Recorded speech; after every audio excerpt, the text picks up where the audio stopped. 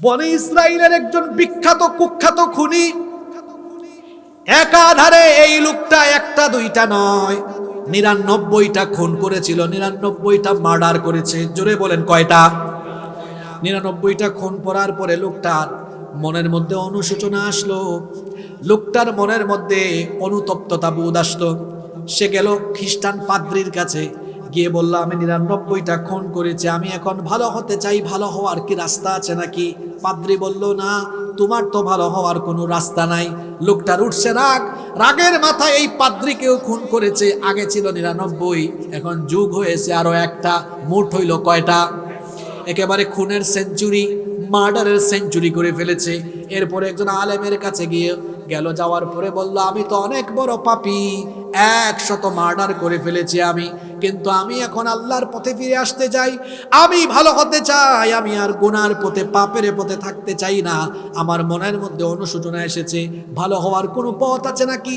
সেই আলেম তখন তাকে বললেন, অবশ্যই আছে, তুমি হতাশ হয় না, কারণ আল্লাহ তো কোরআনেই বলে দিয়েছেন, قل يا عبادي الذين أسرفوا على أنفسهم لا تقنطوا من رحمة الله إن الله يغفر الذنوب جميعا إنه هو الغفور الرحيم। নিজের উপর জুলুম করে ফেললে, পাপ করে ফেললে, গুনাহ করে ফেললে হতাশ হয়ে যাও না। যতই গুনাহ থাকুক না কেন, আমাদের গুনার পরিমাণ যত বেশি, আল্লাহর দয়ার পরিমাণ তার থেকে কম না বেশি? আলেম বললেন, অসুবিধা নাই, তওবা করো, মাফ চাও, তাহলে মাফ করে দিবেন কে? খেয়াল করে ঘটনাটা শোনেন।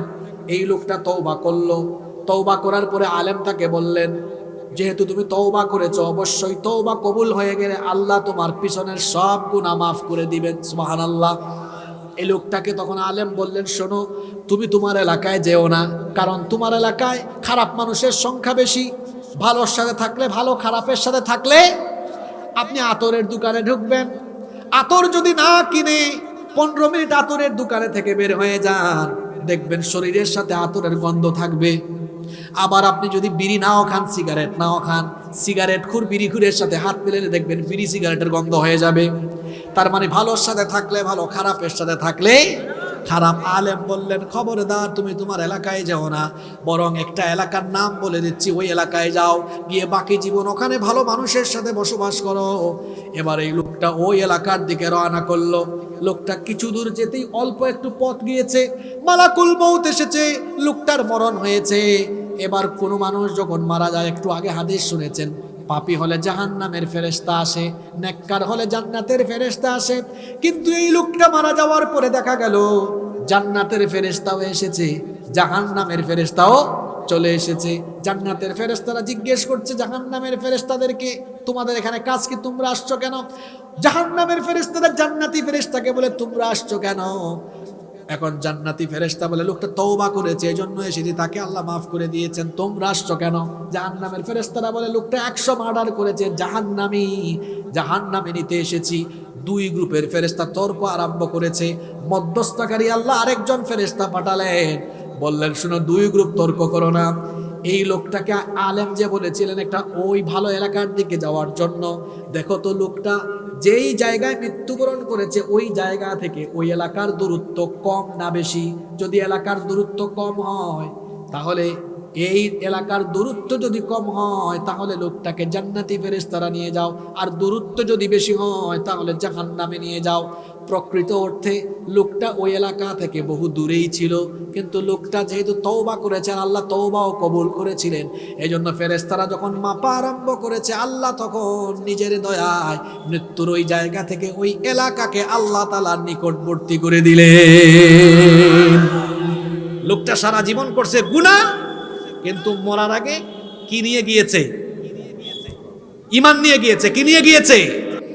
ইবনে মাজাহ শরীফে হাদিস এসেছে, পাপ করতে করতে, গুনাহ করতে করতে, তওবা না করে যদি গুনাহগার অবস্থায় মালাকুল মউতের সাথে কারো সাক্ষাৎ হয়ে যায়, সেই ব্যক্তির পরকাল যাত্রা কেমন হবে, সেই ব্যক্তির মৃত্যুর ধরন কেমন হবে, আল্লাহর নবী বলেছেন ফাইদা কানার রাজুলুস সুউ قال اخرجي ايتها النفس الخبيثة كانت في الجسد الخبيث আল্লাহর নবী বলেছেন যখন কোনো পাপী গুনাহগার নিকৃষ্ট লোকের মৃত্যুর সময় চলে আসে তখন ফেরেশতা তাকে এসে বলে উখরুজি আইয়াতুহান নাফসুল খাবিসাতু কানাত ফিল জাসাদিল খাবিস হে নিকৃষ্ট হে অপবিত্র আত্মা যে আত্মা এই নিকৃষ্ট দেহে ছিল উখরুজি দামিমাতাও ওয়া আবশিরি বিহামিমি ওয়া গাসসাক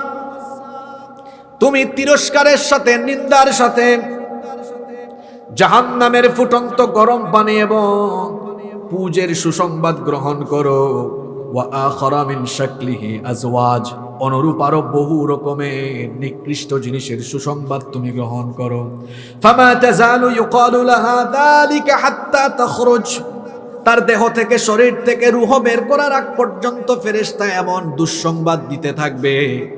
আবার মুসনাদে আহমদের ভেতরে হাদিস এসেছে আল্লাহর নবী বলেছেন ইন্নাল আবদাল কাফিরা ইযা কানা ফি ইনকিতা'in মিনাদ দুনিয়া ওয়া ইকবালিন মিনাল আখিরাহ যখন কোনো কাফির পাপী তাপির মৃত্যুর সময় চলে আসে পরকাল যাত্রার সময় হয় দুনিয়া ত্যাগ করার সময় হয়ে যায় নাযালা ইলাইহি মিনাস সামাই মালাইকাতুন সুদুল বুজুহ তখন নিকৃষ্ট কালো চেহারা বিশিষ্ট কিছু ফেরেশতারা অবতরণ করে মাহুমুল মুসুহ তাদের সাথে মোটা জাহান্নামের দুর্গন্ধযুক্ত কাপড়ের কাফন থাকে ফায়াজলিসুনা মিনহু মাদ্দাল বাসার তারা ওই পরকাল যাত্রী মৃত্যু পথযাত্রী লোকটার চোখের দৃষ্টি সীমানা পর্যন্ত বসে থাকে সুম্মা ইয়াজিউ মালাকুল মাউত অতঃপর মালাকুল মাউত মৃত্যুর ফেরেশতা আসেন হাত্তা ইয়াজলিসা ইনদা রাসিহি তারপরে ওই পরকাল যাত্রী লোকটার মাথার নিকটে বসেন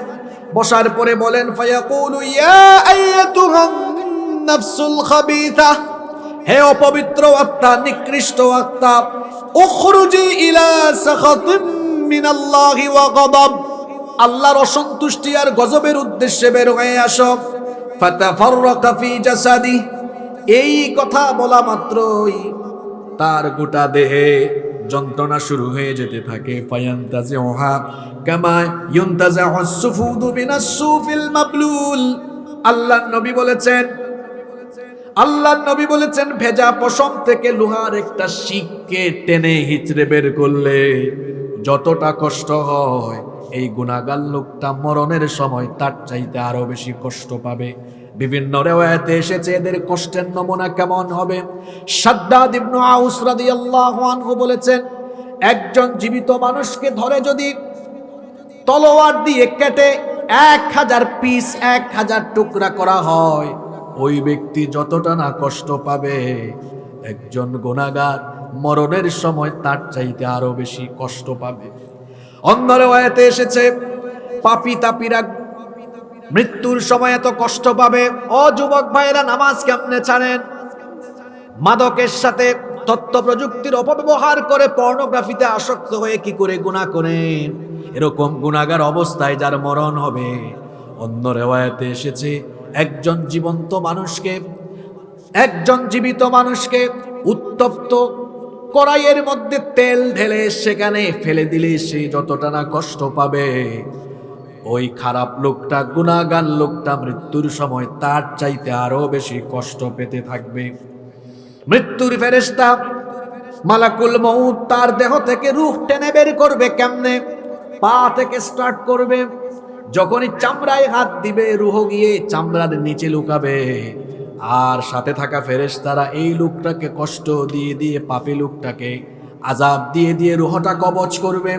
কোরআনে কারীমের 8 নম্বর সূরা সূরাতুল আনফালের 50 নম্বর আয়াতে আল্লাহ তাআলা বলছেন ওয়ালাউ তারা ইয ইয়াতাওয়াফফাল্লাযীনা কাফারুল মালাইকাতু ইয়াদরিবুনা ওয়ুজুহাহুম ওয়া আদবারহুম ওয়া যুকু আযাবাল হারিক। আল্লাহ তাআলা বলছেন যদি আপনি দেখতেন কাফেরদের মৃত্যুর সময়ে ফেরেশতারা তাদের চেহারার উপরে আর পিঠের মধ্যে আঘাত করে করে কেমনে তাদের রূহ কবজ করে। আবার আল্লাহ তাআলা কোরআনে কারীমের 6 নম্বর সূরা সূরাতুল আনআমের 93 নম্বর আয়াতের মাঝের অংশে বললেন, ওয়ালাউ তারা ইযিল الظالمون في غمرات الموت والملائكة باسطوا أيديهم أخرجوا أنفسكم اليوم تجزون عذاب الهون بما كنتم تقولون على الله غير الحق وكنتم عن آياته تستكبرون। আল্লাহ তাআলা বলছেন, ও নবী আপনি যদি দেখতেন জালেমরা যখন মৃত্যুর সময় চলে যায়, মৃত্যুর কষ্টে পড়ে যায়, ফেরেশতা এমন ভাবে তাকে আঘাত করতে থাকে, এমন ভাবে তাকে কষ্ট দিতে থাকে। একটা সময় ফেরেশতা কষ্ট দিতে দিতে তারপরে বলে, এই জালেম তোর জান তুই নিজেই এবার বের কর। এই রকম করে কষ্ট দিয়ে দিয়ে অপমানজনক অবস্থায় তার মৃত্যু হয়। কোরআনে আল্লাহ বলেছেন, যারা গুনাহগার অবস্থায় দুনিয়া থেকে বিদায় নিবে এদেরকে অপমানের মৃত্যু যিনি দান করবেন, জোরে বলেন তিনি কে? অপমানের মৃত্যু থেকে পানা চাইবেন, ইজ্জতের হায়াত আল্লাহর কাছে চাইবেন, ইজ্জতের মৌত আল্লাহর কাছে চাইবেন। পৃথিবীতে এমন বহু মানুষ আছে বেইজ্জত হয়ে বাঁচে, বেইজ্জত হয়ে মরে। বলেন তো সমাজের মধ্যে এমন নমুনা আছে না নাই? আরো জোরে বলেন আছে না নাই? এজন্য আল্লাহর কাছে সবসময় ইজ্জত চাইবেন, সম্মান চাইবেন, কারণ ইজ্জত সম্মান দেওয়ার একমাত্র মালিক যিনি, জোরে বলেন তিনি কি? যে যখন এই গুনাহগার লোকটাকে কষ্ট দিয়ে দিয়ে রূহ কবজ করা হবে, এই পাপী লোকটা তখন চিৎকার করে করে বলবে, ফেরেশতারা এত কষ্ট দাও কেন? ফেরেশতারা বলবে, তুই তো জালেম ছিলি, গুনাহগার ছিলি। কোরআনে কারীমের 16 নম্বর সূরা সূরাতুন নাহালের 28 নম্বর আয়াতে রব্বুল আলামিন বলছেন, আল্লাযীনা তাতাওয়াফাহুমুল মালাইকাতু যালিমি আনফুসিহিম ফাআলকাউস সালামা মা কুন্না না'মালু মিন সু বালা ইন্নাল্লাহা আলীমুম বিমা কুনতুম তা'মালুন।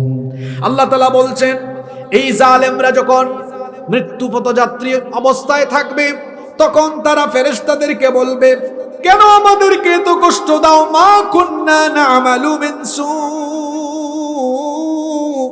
আমরা তো কোনো খারাপ কাজ করি নাই, আমরা কোনো পাপ করি নাই, আমরা কোনো গুনাহের কাজ করি নাই।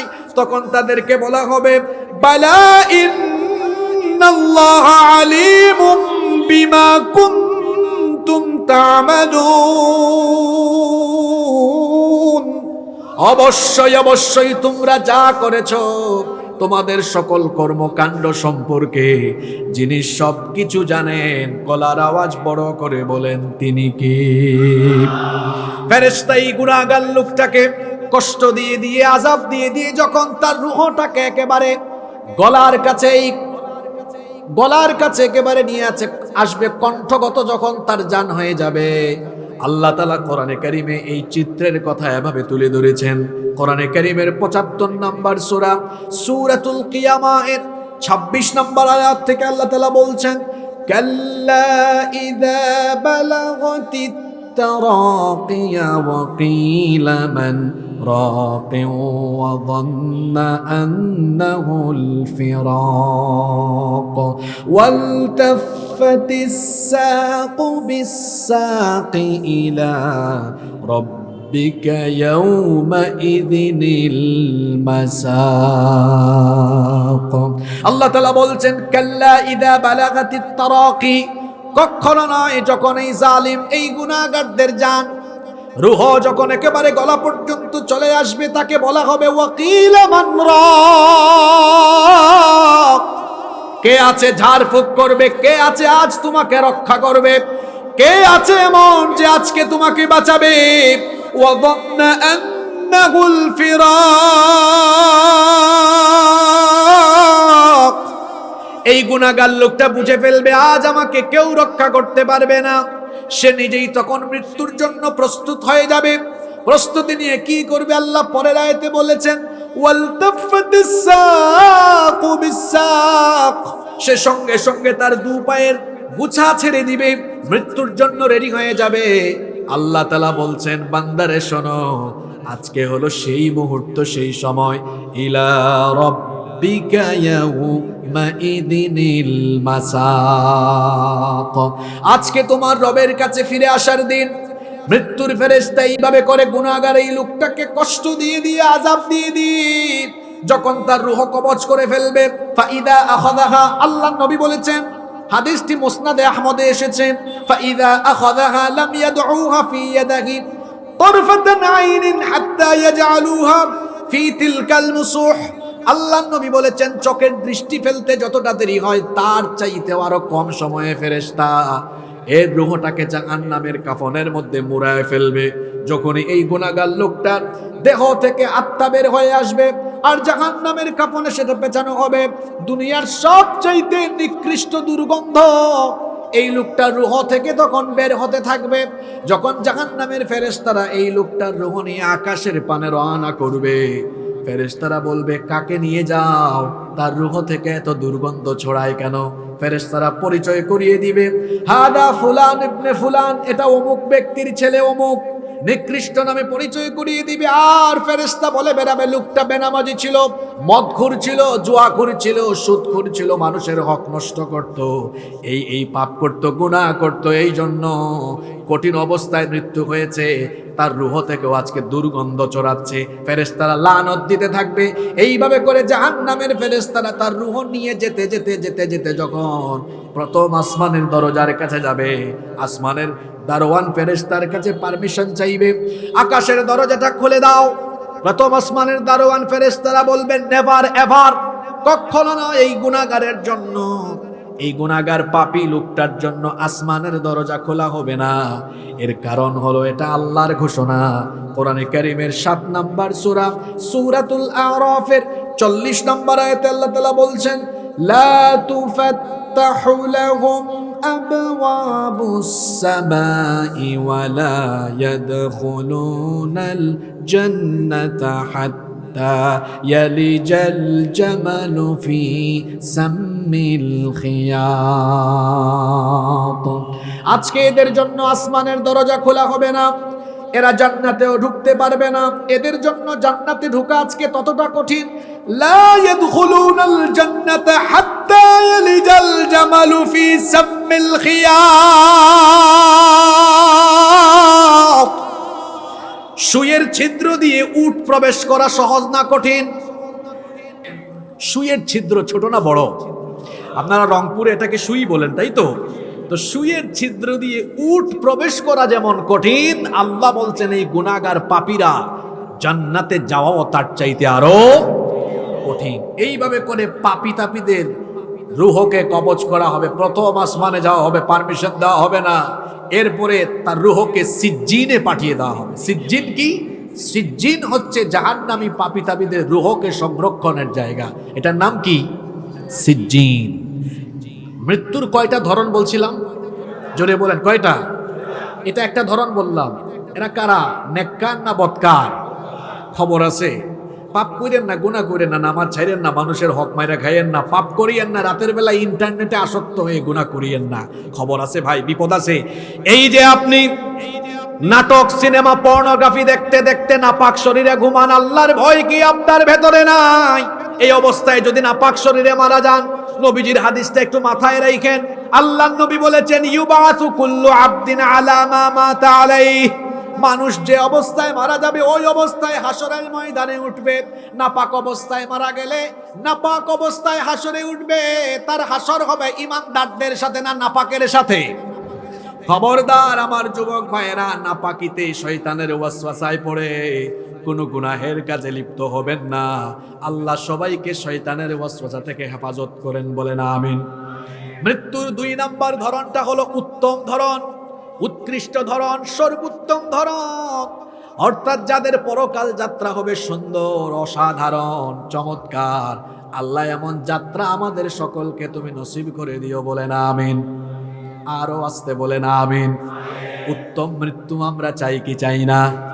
সবাই চাই কি চাই না? এবার আসেন, উত্তম মৃত্যু কাদের হবে? সুন্দর মৌত কাদের হবে? সুন্দর মৌত কেবলমাত্র তাদের হবে যারা ঈমান এবং নেক আমলের উপরে অবিচল থাকে। তাদেরকে সুন্দর মৌত যিনি নসিব করে দিবেন তিনি কে? শর্ত হলো ঈমান আর আমলের উপরে টিকে থাকা। আচ্ছা বলেন তো, আমরা যে যুগে বাস করছি এই যুগে ঈমান টিকায় রাখা সহজ না কঠিন? এত কঠিন। আল্লাহর নবী বলেছেন কিয়ামতের আগে আখিরি জামানায় ঈমান টিকিয়ে রাখা এত কঠিন হবে, জ্বলন্ত কয়লার উপরে দাঁড়িয়ে থাকা যতটা না কঠিন হবে, ঈমানের উপরে টিকে থাকা তার চাইতে আরো ভয়াবহ কঠিন হবে। অবস্থা এমন হবে, সকালবেলা কোনো মানুষ মুমিন থাকলেও আখিরি জামানার শেষ জামানার ফিতনায় পড়ে সন্ধ্যার আগে কাফির হয়ে যাবে। রাতের বেলা সন্ধ্যাবেলা ঈমান থাকবে, কিন্তু রাতের বেলা শয়তানি ফিতনায় লিপ্ত হয়ে সকালের আগে ঈমান হারা হয়ে যাবে। আজকে বলেন তো, ঈমান বিধ্বংসী সেই জাহিলি যুগের আধুনিক জাহিলি যুগের আধুনিক ফিতনা আমাদের সামনে পিছনে চতুর্দিকে এখন কম না বেশি? কিছুই লাগবে না আজকে আপনার ঈমান ধ্বংস করার জন্য, আপনার পকেটে থাকা মোবাইলটাই এনাফ, যথেষ্ট। এত সাংঘাতিক উপাদান এটা। যদি আপনি একটু এটার অপব্যবহার আরম্ভ করেন, চরিত্র নিকৃষ্ট হয়ে যাবে। নিচে নামতে নামতে লোকটা শয়তানেরও নিচের ক্যাটাগরিতে চলে যেতে পারে। মোবাইল ফোনের অপব্যবহারই আপনাকে ধ্বংস করে দিতে পারে। আবার এই শেষ জামানায় যারা ঈমানকে বাঁচাবে, এদের আবার আলাদা করে মর্যাদা যিনি দান করবেন, গলার আওয়াজ বড় করে সবাই বলেন তিনি কে? নেক আমলের উপরে, ঈমান আর নেক আমলের উপরে থাকবে কারা? ঈমান আর নেক আমলের উপরে থাকবে যারা, উত্তম সর্বোত্তম মৌত পেয়ে যাবে তারা। আর কেবলমাত্র সর্বোত্তম মৌত তাদের নসিব হবে যাদেরকে আল্লাহ নেক আমলের তৌফিক দিবেন। বলেন তো, তৌফিক দেওয়ার মালিক যিনি তিনি কে? এজন্য তিরমিজি শরীফে হাদিস এসেছে, আল্লাহর নবী বলেছেন, ইদা আরাদাল্লাহু বিআবদিন খায়রান ইস্তামালাহু। যখন আল্লাহ তাআলা কোনো বান্দার কল্যাণ চান, তখন আল্লাহ তাকে কল্যাণের যোগ্য করে তোলেন। সাহাবীরা জিজ্ঞেস করলেন, কাইফা ইস্তামিলুহু ইয়া রাসূলুল্লাহ? আমরা বলি সাল্লাল্লাহু আলাইহি ওয়াসাল্লাম, ওগো আল্লাহর রাসূল, কি করে আল্লাহ তাআলা কোনো বান্দাকে কল্যাণের যোগ্য বানান, কল্যাণের জন্য কোয়ালিফাইড বানান? আল্লাহর রাসূল জবাব দিলেন, ইউওয়াফিকুহু লিআমালিন সালিহিন ক্বাবলাল মাউত। আল্লাহ যখন কোনো বান্দাকে কল্যাণের যোগ্য করে বানাতে চান, আল্লাহ তাআলা ওই ব্যক্তিকে তার মরণের আগ পর্যন্ত নেক আমল করার তৌফিক দান করে দেন। হাদিসটা কি বুঝতে পেরেছেন? আমি আবার রিপিট করি, কারণ খুব গুরুত্বপূর্ণ কথা এটা। আল্লাহ যার কল্যাণ চান, আল্লাহ তাকে মরার আগ পর্যন্ত আল্লাহ নিজের দয়ায় তাকে নেক আমলের তৌফিক দান করে দেন। আল্লাহ আমাদেরকে তুমি তাদের কাতারে শামিল করে দাও। এটা কেমন একটা উদাহরণ দেই, বুঝবেন। শোনেন, একটু বুঝার চেষ্টা করেন। একটা ছোট্ট সন্তান, তার বয়স 3 বা 4 বছর। শুনতেছেন আপনারা? 3 বা 4 বছর বয়স একটা বাচ্চা। এই বাচ্চাটা পুকুরে চলে যাচ্ছে, পুকুরে পড়ে যাবে, তাকে না আটকালে না ধরলে পুকুরে নেমে যাবে। আচ্ছা বলেন তো, এই বাচ্চাটাকে এভাবে দেখলে তার মা বাবা তাকিয়ে থাকবে নাকি ধরে আনবে? ধরে আনবে না? ধরে আনবে। কারণ এই বাচ্চার প্রতি তার মা বাবার অন্তরে দয়া আছে না নাই? এখন বলেন তো, মা বাবার দয়া বেশি না আল্লাহর দয়া বেশি? আল্লাহর দয়া কত বেশি? হাদিস, দয়াকে আল্লাহ 100 টুকরা করেছেন।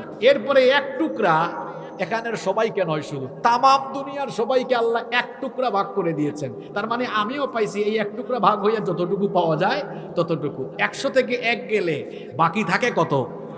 এই 99 টুকরা দয়া কার কাছে রেখেছেন? জোরে বলেন, কার কাছে?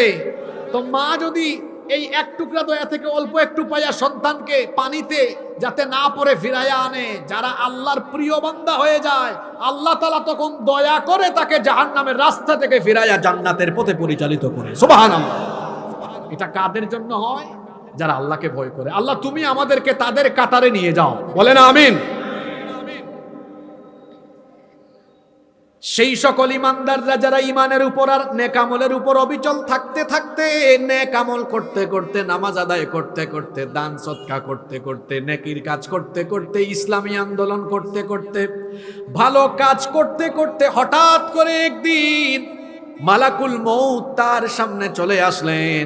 এই লোকটার মৃত্যুর ধরন কেমন হয়, তার পরকাল যাত্রা কেমন হয় শুনেন এবার। মুসনাদে আহমদের সেই হাদিস, আল্লাহর নবী তার ব্যাপারে বলেছেন, ইন্নাল আবদাল মুমিন ইযা কানা ফি ইনকিতাইম মিনাদ দুনিয়া ওয়া ইকবালিম মিনাল আখিরাহ, যখন কোনো মুমিন ইমানদার ব্যক্তির মৃত্যুর সময় চলে আসে, দুনিয়া থেকে চলে যাওয়ার আর আখিরাতকে ইস্তেকবাল করার সময় চলে আসে, নাযালা ইলাইহি মিনাস সামাই মালাইকাতুম বিদুল ওয়ুজুহ, তখন আসমান, তখন জান্নাত থেকে একদল সুসজ্জিত সুন্দর চেহারার ফেরেশতা আগমন করেন।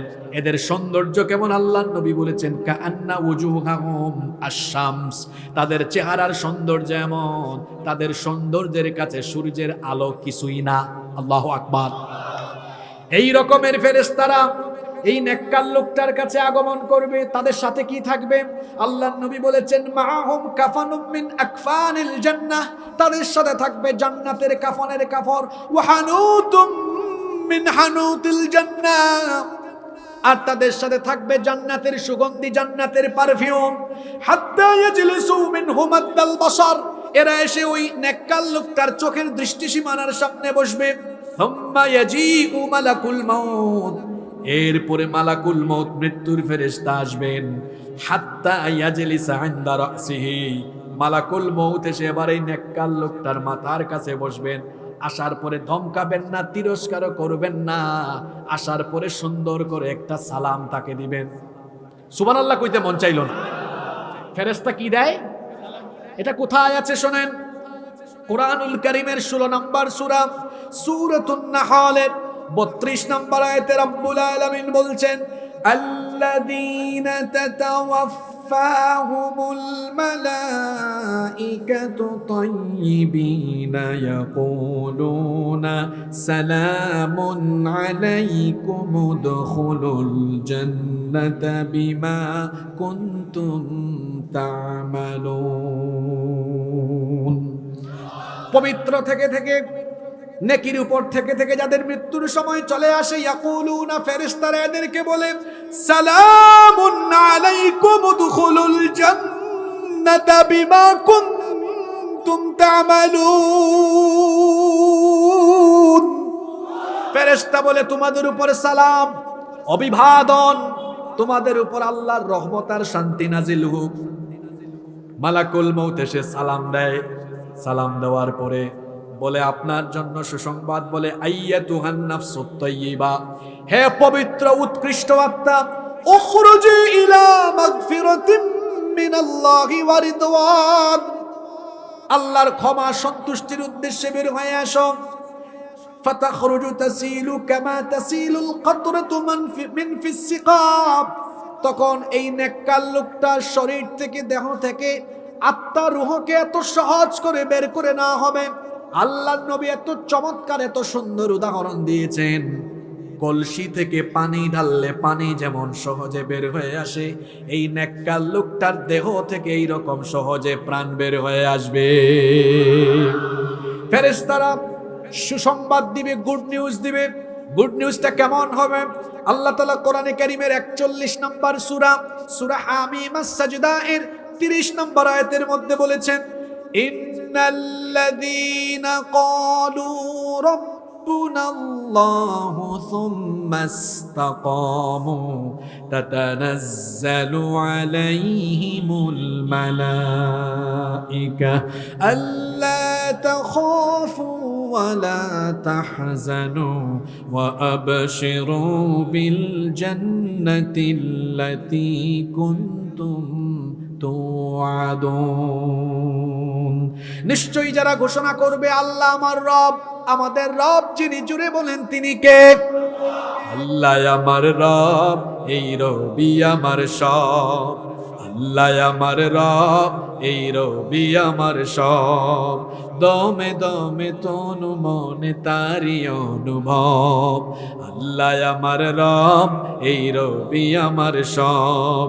তোমার দুনিয়াতে আমি যেদিকে তাকাই, অতই নিয়ামতে ডুবে আছি সবাই। পাখালির গানে শুনি তসবি কলরব, তসবি কলরব। আল্লাহ আমার রব, এই রবি আমার সব। আল্লাহু আকবার বলেন। ফেরেশতারা যখন এই লোকটার রূহ কবজ করবে, তখন ফেরেশতারা বলবে, ও আল্লাহর বান্দা, আল্লাহ তাখাফু ওয়া লা তাহজানু ওয়া আবশিরু বিল জান্নাতিল্লাতী কুনতুম তুআদুন। তোমার সাথে যে জান্নাতের ওয়াদা করা হয়েছে, সেই জান্নাতে যাওয়ার জন্য তুমি প্রস্তুত হও। তোমার জন্য কোনো ভয় নাই, টেনশন নাই, দুশ্চিন্তা নাই। আল্লাহর জান্নাতের জন্য প্রস্তুত হয়ে যাও। একটা বাচ্চা কান্না করলে তার মা এসে কুলে নিয়ে যখন তাকে দুধ পান করায়, সেই ছোট্ট বাচ্চাটি যেমন মায়ের কুলে দুধ পান করে করে আরাম করে ঘুমায়া যায়, ফেরেশতারা জান্নাতের সুসংবাদ দিয়ে এই নেককার লোকটার চোখের সামনে আল্লাহর প্রস্তুতকৃত জান্নাতের দৃশ্য যখন তুলে ধরবে, এই নেককার লোকটা জান্নাতের নয়নাভিরাম দৃশ্য দেখতে দেখতে আরাম করে চিরতরে ঘুমায়া যাবে। আল্লাহ এমন মৃত্যু আমাদের সবাইকে তুমি নসিব করে দিও, বলে না আমিন। এবার তার রূহটাকে জান্নাতের কাফনে মুড়ানো হবে। সঙ্গে সঙ্গে তার এই পবিত্র আত্মা থেকে দুনিয়ার সবচাইতে উৎকৃষ্ট সুগন্ধ বের হতে থাকবে। আল্লাহু আকবার।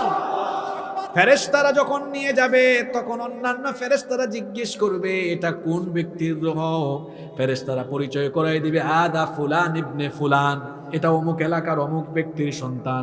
লোকটা বড় ভালো ছিল, আজান হলি নামাজে সবার আগে লোকটা মাহফিলে যেত, কোরআন শুনতো, নিজে কোরআন তেলাওয়াত করত, কোরআন শিখেছে, বুঝেছে, পড়েছে, আমল করেছে, অন্যায় অপকর্ম থেকে বিরত থেকেছে, হারাম উপার্জনের ধারে কাছেও যায় নাই। লোকটা তার মা বাপের খেদমত করেছে, শিক্ষককে সম্মান করেছে, বড়দেরকে সম্মান করেছে, ছোটদেরকে স্নেহ করেছে, কোনোদিন গুনাহ করে নাই। ঈমান আর নেক আমলের উপর অবিচল থাকতে থাকতে তার মরণ হয়েছে। এই অবস্থায় তার রূহকে আমরা নিয়ে যাচ্ছি, প্রথম আসমানে যাওয়া হবে, অনুমতি চাওয়া হবে, ফেরেশতারা সম্মানের সাথে অভিবাদন জানাবে। এই রকম করে তার রূহটাকে উপরের দিকে ইল্লিন পর্যন্ত নেওয়া হবে। ইল্লিন থেকে তারপরে বলা হবে, এবার তার রূহটাকে আবার তার কবরে ফিরায় দেওয়া হবে।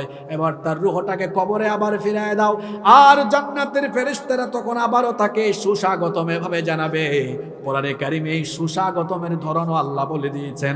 কোরআনে কারিমের 89 নম্বর সূরা সূরাতুল ফজরের 27 নম্বর আয়াত থেকে আল্লাহ বলছেন, তাকে তখন বলা হবে, যারা পারেন আমার সাথে পড়েন, ইয়া আইয়াতুহান নাফসুল মুতমাইন্নাতু রজিই ইলা রাব্বিকি রাদিয়াতাম মারদিয়াহ ফাদখুলি ফি ইবাদি ওয়াদখুলি জান্নাতি। বলা হবে, হে প্রশান্ত আত্মা, ইরজিই ইলা রাব্বিকি রাদিয়াতাম মারদিয়াহ, তোমার রবের সন্তুষ্টির উদ্দেশ্যে তুমি আসো, ফিরে আসো। ফাদখুলি ফি ইবাদি, আমার নেককার বান্দাদের কাতারে শামিল হও। ওয়াদখুলি জান্নাতি, আমার তৈরি করা জান্নাতের বাসিন্দা হয়ে যাও। রব, সেই জান্নাতি বান্দাদের কাতারে দয়া করে আমাদের সবাইকে সেদিন শামিল করে দিও। আরো আসতে বলে না আমিন। এই রকম ভালো মৃত্যু আমরা চাই কি চাই না? কষ্ট হচ্ছে আপনাদের? আমি কিন্তু মাঝখানে চলে আসছি আলোচনা, প্রথম পয়েন্ট শেষ করছি। দেয়ার আর 2 টাইপস অফ ডেথ। মৃত্যুর কয়টা ধরন আছে? নিকৃষ্ট আর আমরা উৎকৃষ্ট মরণ চাই কি চাই না? এবার আমি মাত্র 7টা পয়েন্ট সংক্ষেপে বলবো। এই উৎকৃষ্ট মৃত্যুর আবার 7টা আলামত আছে। কয়টা আলামত আছে? জোরে বলেন, কয়টা? আসেন তো সেই আলামতগুলা কি? এবার দেখবেন সমাজের বাস্তবতার সাথে ওয়াজ মিলবে। ঘুমায় গেছেন নাকি? উৎকৃষ্ট মৃত্যুর 1 নাম্বার আলামত হলো, এই লোকটাকে আল্লাহ মৃত্যুর আগে দুনিয়াতে বেশি বেশি বালা মুসিবত দিয়ে পরীক্ষা করবেন। উৎকৃষ্ট মৃত্যু মানে শুধু এই না যে এই লোকটার কষ্ট, দুঃখ, দুর্দশা, রোগ বালাই কিছুই থাকবে না, আরামে থাকবে, আরামে চলে যাবে, বিষয়টা এমন নয়। উৎকৃষ্ট মৌত পাওয়ার জন্য এই মৌতের আগে মুসিবত বালা মুসিবতের জীবন থাকতে পারে, রোগ সুখ আসতে পারে, কঠিন নির্যাতন আসতে পারে, ফাঁসি আসতে পারে আল্লাহর তরফ থেকে। উৎকৃষ্ট মৃত্যুর প্রধান নমুনা হলো মৃত্যুর আগে তার জীবনকে আল্লাহ বালা মুসিবত দিয়ে ভরপুর করে দিবেন। আর দুনিয়া সিজনুল লিল মুমিন ওয়া জান্নাতুল লিল কাফির। এই দুনিয়া হলো মুমিনের জেলখানা, আর কাফিরের জন্য এটা কি? কথা বুঝতেছেন না? কাফিরের জন্য এটা জান্নাত, আর মুমিনের জন্য দুনিয়া কষ্টের জায়গা। মুমিন দুনিয়ায় থাকে আর জান্নাতে যাওয়ার অপেক্ষা করে। সে অপেক্ষা করে কখন এই পচা দুর্গন্ধযুক্ত দুনিয়া ছেড়ে আল্লাহর জান্নাতে আমরা যাব। আল্লাহু আকবার। উৎকৃষ্ট মৃত্যুর এক নাম্বার নমুনা হলো মরণের আগে তার জীবনে বালা মুসিবত পরীক্ষা থাকবে, কম না বেশি। এবার আসেন সরাসরি হাদিস শরীফ থেকে শুনি। বুখারী শরীফের হাদিস, আল্লাহর নবী বলেছেন, মান ইউরিদিল্লাহু বিহি খায়রান ইউসিবু মিন।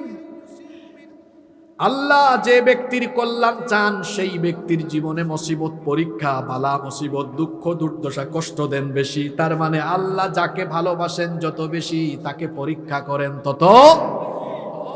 অনেক মানুষ বলে এই লোকটারে জেলখানায় এত বছর ঢুকায় রাখছে, এই লোকটারে ফাঁসি দিছে, মনে হয় তলে তলে কিছু করছে।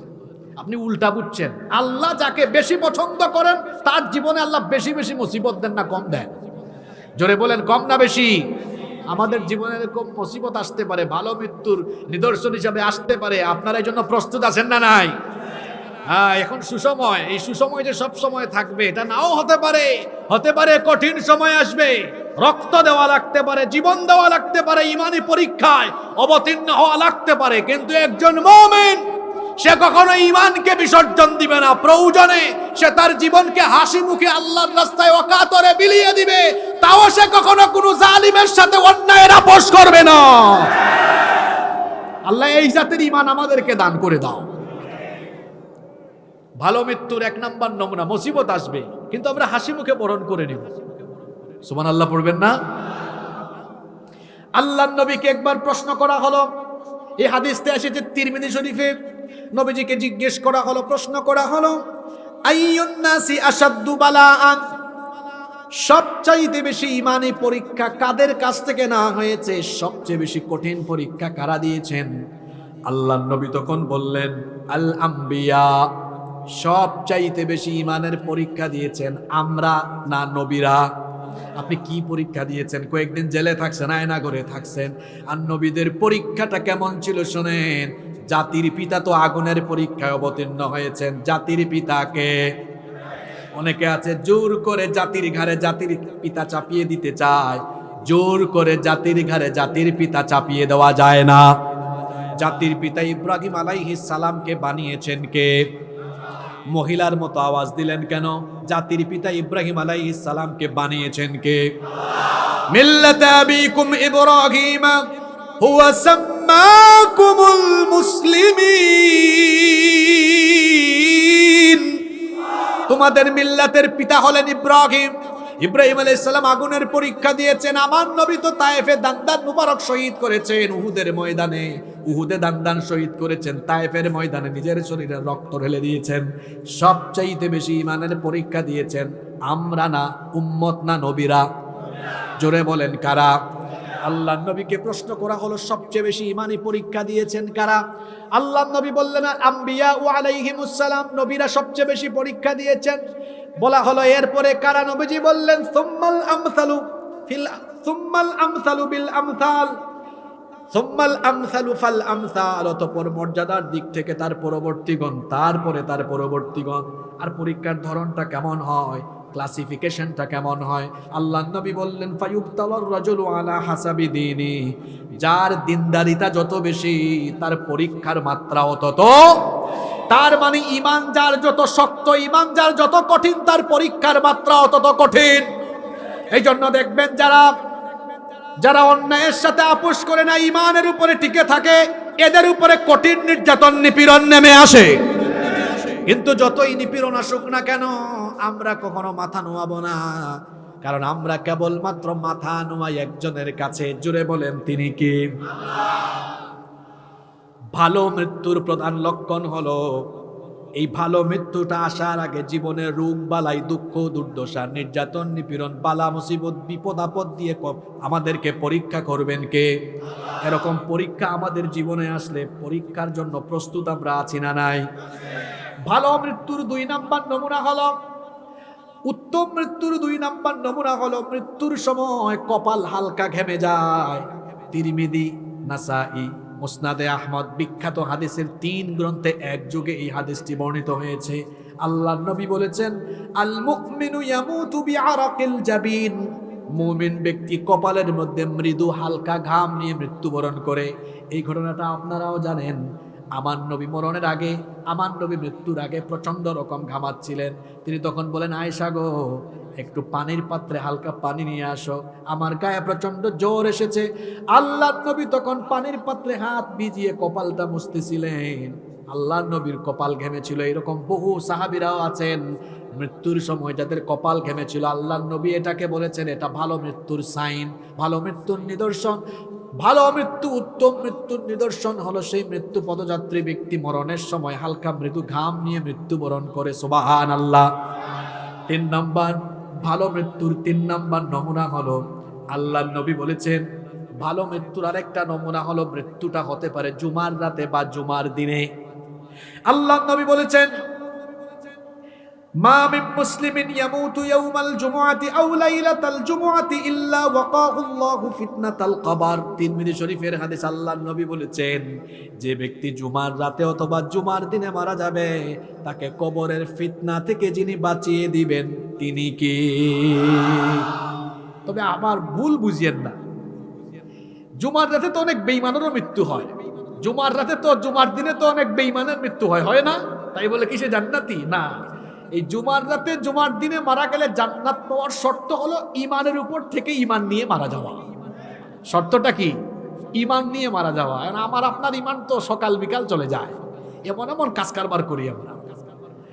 নাম্বার 4, কষ্ট হচ্ছে আপনাদের? ভালো মৃত্যুর 4 নাম্বার নিদর্শন হলো শহীদি মৃত্যু, শাহাদাতের মৃত্যু। আর সবচাইতে শ্রেষ্ঠ মৃত্যু হলো শাহাদাতের মৃত্যু। আপনি যদি রোগে মারা যান, অসুখে বিসুখে মারা যান, রাস্তায় আপনি যদি অসুখে বিসুখে মারা যান, অথবা যে কোনোভাবে যদি আপনি স্বাভাবিকভাবে মারা যাচ্ছেন, তো বলেন তো আপনি হাসরের ময়দানে তার বিচার হবে কি হবে না? আরো জোরে বলেন, হবে কি হবে না? হিসাব হবে কি হবে না? কিন্তু একমাত্র মৌত, একমাত্র মৌত, একমাত্র মৌত হলো শাহাদাতের মৌত, যে মৌতের পরে কোনো হিসাবও হয় না, বিচারও হয় না।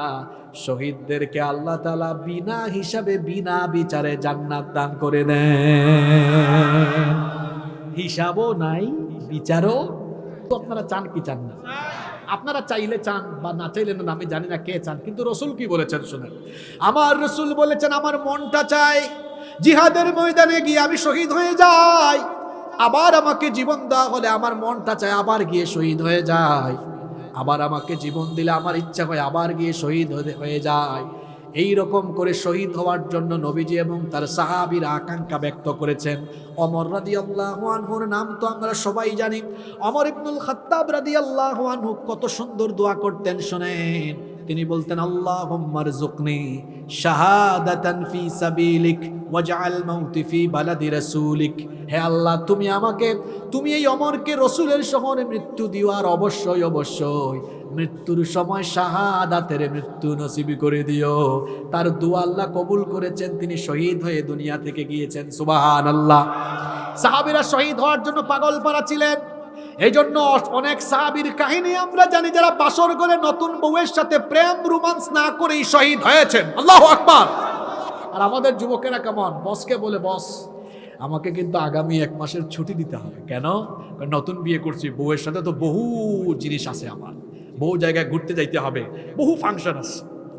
কি ঠিক আছে না কথা? আর রাসূলের এমন বহু সাহাবী আছেন। হানজালা রাদিয়াল্লাহু আনহুর কাহিনী তো আপনারা জানেন। শুধু হানজালা রাদিয়াল্লাহু আনহু নয়, ওই যে মুতার যুদ্ধের আরেকজন সাহাবী ছিলেন আব্দুল্লাহ বিন রাওয়াহা, তিনিও বিয়ে করে বউয়ের সাথে বাসর করেন নাই। যুদ্ধের ডাক এসেছে, নতুন বউ ফেলে রেখে জিহাদের ময়দানে গিয়ে শহীদ হয়ে আল্লাহর জন্য জীবন বিলিয়ে দিয়েছেন। আল্লাহু আকবার। যুবক তরুণ ভাইয়েরা, এই বাংলাদেশে কোরআনের রাজ প্রতিষ্ঠার জন্য এরকম মুহূর্ত আসতে পারে, রক্ত জীবনের দরকার হতে পারে, শাহাদাতের দরকার হতে পারে। যদি রক্ত জীবন আর শাহাদাতের দরকার হয়, আল্লাহর রাহে জীবনকে কুরবান করে দিতে কারা কারা রাজি আছেন? আল্লাহরে হাত দেখান।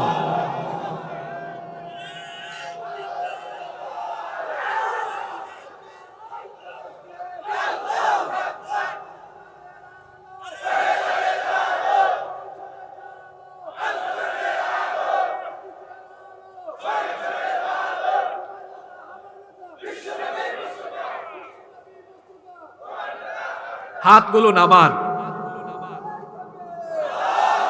এবার আমাকে বলেন, হাতটা কি মন থেকে তুলছেন? এবার সুসংবাদ শুনেন, এখানে যদি শহীদ কেউ নাও হন, আল্লাহ রাসূল বলেছেন, মান সাআলাল্লাহু শাহাদাতি বিসিদকিন বাল্লাগাহুল্লাহু মানাজিলাশ শুহাদাই ওয়া ইম্মাতা আলা ফিরাশিহি। আল্লাহ রাসূল বলেছেন, দিলে যদি সত্যি সত্যি যদি শাহাদাতের আকাঙ্ক্ষা, আশা থাকে, এই লোকটা যদি শহীদ নাও হয়, দিলের মধ্যে আশা থাকার কারণে মরার পরে আল্লাহ বলবেন, এই লোকটাকে শহীদ হিসাবে মর্যাদা লিখে রাখো। সুবহানাল্লাহ। হাত যারা তুলছেন, মন থেকে তুলছেন তো? আমি তো আমার দুয়ায় সব সময় বলি, শেষে সব সময় বলি, আল্লাহ শাহাদাতের মউত দিও, কারণ এই মউত তো শ্রেষ্ঠ মউত, হিসাবও নাই, বিচারও। আমাকে শহীদ করে সেই মিছিলে শামিল করে নিও, যেই মিছিলের নেতা আমির হামজা, খোবায়েব খাপ্পাব আল্লাহর ছিল যারা অতি প্রিয়, শহীদ করে নিও, মরতেই হবে যখন, শহীদি মরণ দিও আমাকে, শাহাদাত জানি শুধুই জীবন, সে মরণ দিও আমাকে, মরতেই হবে যখন, শহীদি মরণ দিও আমাকে। বলেন আমিন। শাহাদাতের মউত উত্তম মৃত্যুর একটা নমুনা, আর শাহাদাতের মউত হলো শ্রেষ্ঠ মউত। শাহাদাতের মাধ্যমে যারা মৃত্যুবরণ করে তাদেরকে মৃত বলতে আল্লাহ নিষেধ করেছেন, এবং তাদের ব্যাপারে আল্লাহ কোরআনে কারীমের 3 নম্বর সূরা আলে ইমরানের 169 নম্বর আয়াত থেকে বললেন, ওয়ালা তাহসাবান্নাল্লাযীনা কুতিলু ফী সাবিলিল্লাহি আমওয়াতাম বাল আহইয়াউন ইনদা রাব্বিহিম ইউরযাকুন। আর যারা আল্লাহর পথে জীবন বিলিয়ে দেয়, তাদেরকে তোমরা খবরদার মৃত বলো না, বরং তারা হলো জীবিত, কিন্তু তোমরা এটা বুঝতে পারো না। এরা হলো জীবিত, এবং এদেরকে যিনি রিজিক দান করেন, গলার আওয়াজ বড় করে বলেন, তিনি কে? তাহলে উত্তম মৃত্যুর 4 নম্বর নমুনা হলো শহীদি মৃত্যু। তবে আল্লাহর রাস্তায় জিহাদের মাঠে গিয়ে শহীদ না হয়েও এমন কিছু মৃত্যু আছে, যেই অবস্থায় মারা গেলে শহীদি মৌতের মর্যাদা পাওয়া যায়। এই রকম কিছু মৌত আছে, সেগুলো কি? আবু দাউদ শরীফের হাদিস, মুয়াত্তা মালিকের মধ্যে ওই হাদিসটি এসেছে। আল্লাহ রাসূল বলেছেন, আল মাতউনু শাহীদ, মহামারীতে আক্রান্ত হয়ে যারা মারা যায় তারাও শহীদের মর্যাদা পাবে। ওয়াল গারিকু শাহীদ, আবার যারা পানিতে ডুবে মারা যায় তাদেরকেও শাহাদাতের মর্যাদা দিবেন কে? ওয়া সাহিবু যাতিল জানবি শাহীদ, পক্ষাঘাতে যারা মারা যায় তারাও শহীদ। ওয়াল মাবতুনু শাহীদ, আবার পেটের পীড়ায় যারা মারা যায় তারাও শহীদ। ওয়া সাহিবুল হারিকি শাহীদ, আগুনে পুড়ে দগ্ধ হয়ে যারা মারা যায় তাদেরকেও শাহাদাতের মর্যাদা দেন কে? ওয়াল্লাযী ইয়ামুতু তাহতাল হাদামি শাহীদ, আবার যারা বিল্ডিং এর চাপায় পড়ে প্রাচীর ধসে মারা যায় তারাও শহীদ। ওয়াল মারআতু তামুতু বিজুমইন শাহীদ, বাচ্চা জন্ম দিতে গিয়ে যে মহিলা মারা যায় ওই মহিলাকেও শহীদ বলেছেন মুহাম্মদ, আমরা বলি সাল্লাল্লাহু। আবার আল্লাহর নবী অন্য হাদিসে আরো বলেছেন, মান কুতিলা দুনা মালিহি ফাহুয়া শাহীদ, যে ব্যক্তি তার নিজের মাল সম্পদ রক্ষার জন্য শহীদ হবে সেও শহীদি মর্যাদা পাবে। ওয়ামান কুতিলা দুনা দীনিহি ফাহুয়া শহীদ। আবার যারা দিন রক্ষার জন্য শহীদ হবে, দিন রক্ষার জন্য জীবন দিবে, তারাও শহীদ। এই বাংলাদেশে দিন রক্ষার জন্য, দিন প্রতিষ্ঠার জন্য জীবনের দরকার হলে জীবন দিয়ে দিলে শহীদ হিসাবে গ্রহণ করে নেবেন কে? এজন্য আমরা প্রস্তুত আছি না নাই? ওয়ামান কুতিলা দুনা দামিহি ফাহুয়া শহীদ। আত্মরক্ষার জন্য, আত্মরক্ষা করতে গিয়ে যে ব্যক্তি নিহত হবে তাকেও শহীদ বলেছেন মুহাম্মদ। আমরা বলি সাল্লাল্লাহু। ওয়ামান কুতিলা দুনা আহলিহি ফাহুয়া শহীদ। নিজের পরিবার পরিজনকে বাঁচাতে গিয়ে যে নিহত হবে সেই ব্যক্তিকেও শহীদ বলেছেন মুহাম্মদ। আমরা বলি সাল্লাল্লাহু আলাইহি ওয়াসাল্লাম। এই যে হাদিসে এতগুলো মানুষের কথা, প্রায় 9-10 প্রকারের মানুষের কথা বলে ফেলেছি। এরা যদি জিহাদেও শহীদ না হয়, এই অবস্থায় মারা গেলে শহীদি মর্যাদা এদেরকে যিনি দান করে দিবেন তিনি কে? আবার যারা আল্লাহর জন্য, আল্লাহর দ্বীনের প্রয়োজনে ইসলামী রাষ্ট্রের সীমানা পাহারা দিতে গিয়ে কিংবা দায়িত্বশীলের কথা শুনতে গিয়ে যদি পাহারার দরকার হয় আর সে যদি পাহারা দেয়, ওই ব্যক্তিকেও শহীদের মর্যাদা দিয়ে দিবেন কে? মুসলিম শরীফের হাদিস, আল্লাহর নবী বলেছেন রিবাতুন ইয়াউমিন ওয়া লাইলাতিন খায়রুম মিন সিয়ামি শাহরিন ওয়া কিয়ামিহি। আল্লাহর নবী বলেছেন আল্লাহর রাস্তায়, আল্লাহর দ্বীনের জন্য প্রয়োজন পড়লে কেউ যদি এক রাত অথবা একদিন পাহারা দেয়, সেটা 1 মাসের রোজা কিংবা 1 মাসের তাহাজ্জুদের চাইতেও উত্তম। সুবহানাল্লাহ। আল্লাহর নবী আরো বলেছেন ওয়া ইম্মাতা জারা আলাইহি আমালুহু আল্লাযী কানা ইয়ামালুহু ওয়া উজরিয়া আলাইহি রিজকুহু ওয়া আমিনাল ফাত্তান। আল্লাহর নবী বলেছেন যদি এই ব্যক্তি পাহারা দিতে গিয়ে মারাও যায়, সেই ব্যক্তির আমলের ধারা কখনো বন্ধ হবে না, কবরে গিয়েও সওয়াব তার চলতে থাকবে। শুধু তাই নয়, তাকে আল্লাহ শাহাদাতের রিজিক দান করে দিবেন এবং কিয়ামতের দিন আযাব আর গজবের সকল ফিতনা থেকে বাঁচিয়ে তাকে যিনি জান্নাত দান করে দিবেন তিনি কে? কয়টা পয়েন্ট বলছি? 4টা বলছি। কয়টা? 4টা। ভালো মৃত্যুর 5 নাম্বার নমুনা হলো সৎ আমলের উপর থাকা, নেকির কাজ করতে করতে মারা যাওয়া। এজন্য মুসনাদে আহমদে হাদিস এসেছে, আল্লাহর নবী বলেছেন মান ক্বালা লা ইলাহা ইল্লাল্লাহু ইবতিগা ওয়াজহিল্লাহি খুতিমা লাহু বিহা দাখালাল জান্নাহ। আল্লাহর নবী বলেছেন যে ব্যক্তি লা ইলাহা ইল্লাল্লাহর ঘোষণা দিয়ে এর উপর অবিচল থেকে যার হুসনে খিতাম হয়, যার জীবন শেষ হয়, তাকে জান্নাত দিবেন কে? আবার শুনেন ও বেনামাজি ভাইরা, নামাজ আর ছাইরেন না, কথাটা শুনেন। ওয়ামান সাল্লা সালাতান ইবতিগা ওয়াজহিল্লাহ খুতিমা লাহু বিহা দাখালাল জান্নাহ। আল্লাহর নবী বলেছেন যে ব্যক্তি আল্লাহর সন্তুষ্টির জন্য নামাজ আদায় করে আর নামাজি হয়ে মৃত্যুর সময় আসে নামাজি হয়ে যে ব্যক্তি দুনিয়া থেকে যায়, ওই ব্যক্তিকেও যিনি জান্নাত দিয়ে দিবেন তিনি কে? ও আমার যুবক ভাই, যে ঈমান আপনাকে ঘর থেকে বের করে মসজিদে আনতে পারে না, এই দুর্বল ঈমান আপনাকে জান্নাতের ধারে কাছেও নিতে। ফজরের সময় ঘুমায় থাকেন আর জোহরের সময় ঘুম থেকে উঠেন, কেমন করে ঘুমাও তুমি, কেমন করে ঘুমাও তুমি ফজর করে কাজা, এমন তো হতে পারে জোহরে জানাজা। হতে পারে কি পারে না? খবরদার নামাজ ছাইরেন না। আল্লাহর নবী বলেছেন যার মধ্যে নামাজ নাই তার মধ্যে ঈমান নাই। রাত 1টা পর্যন্ত ওয়াজ শুনে গিয়েছে, ফজরের নামাজে হাজির হয় নাই, তার এই ওয়াজ শোনার কোনো ফায়দাই নাই। ওয়াজ হলো নফল, নামাজ হলো ফরজ। ওয়াজ আগে না নামাজ আগে?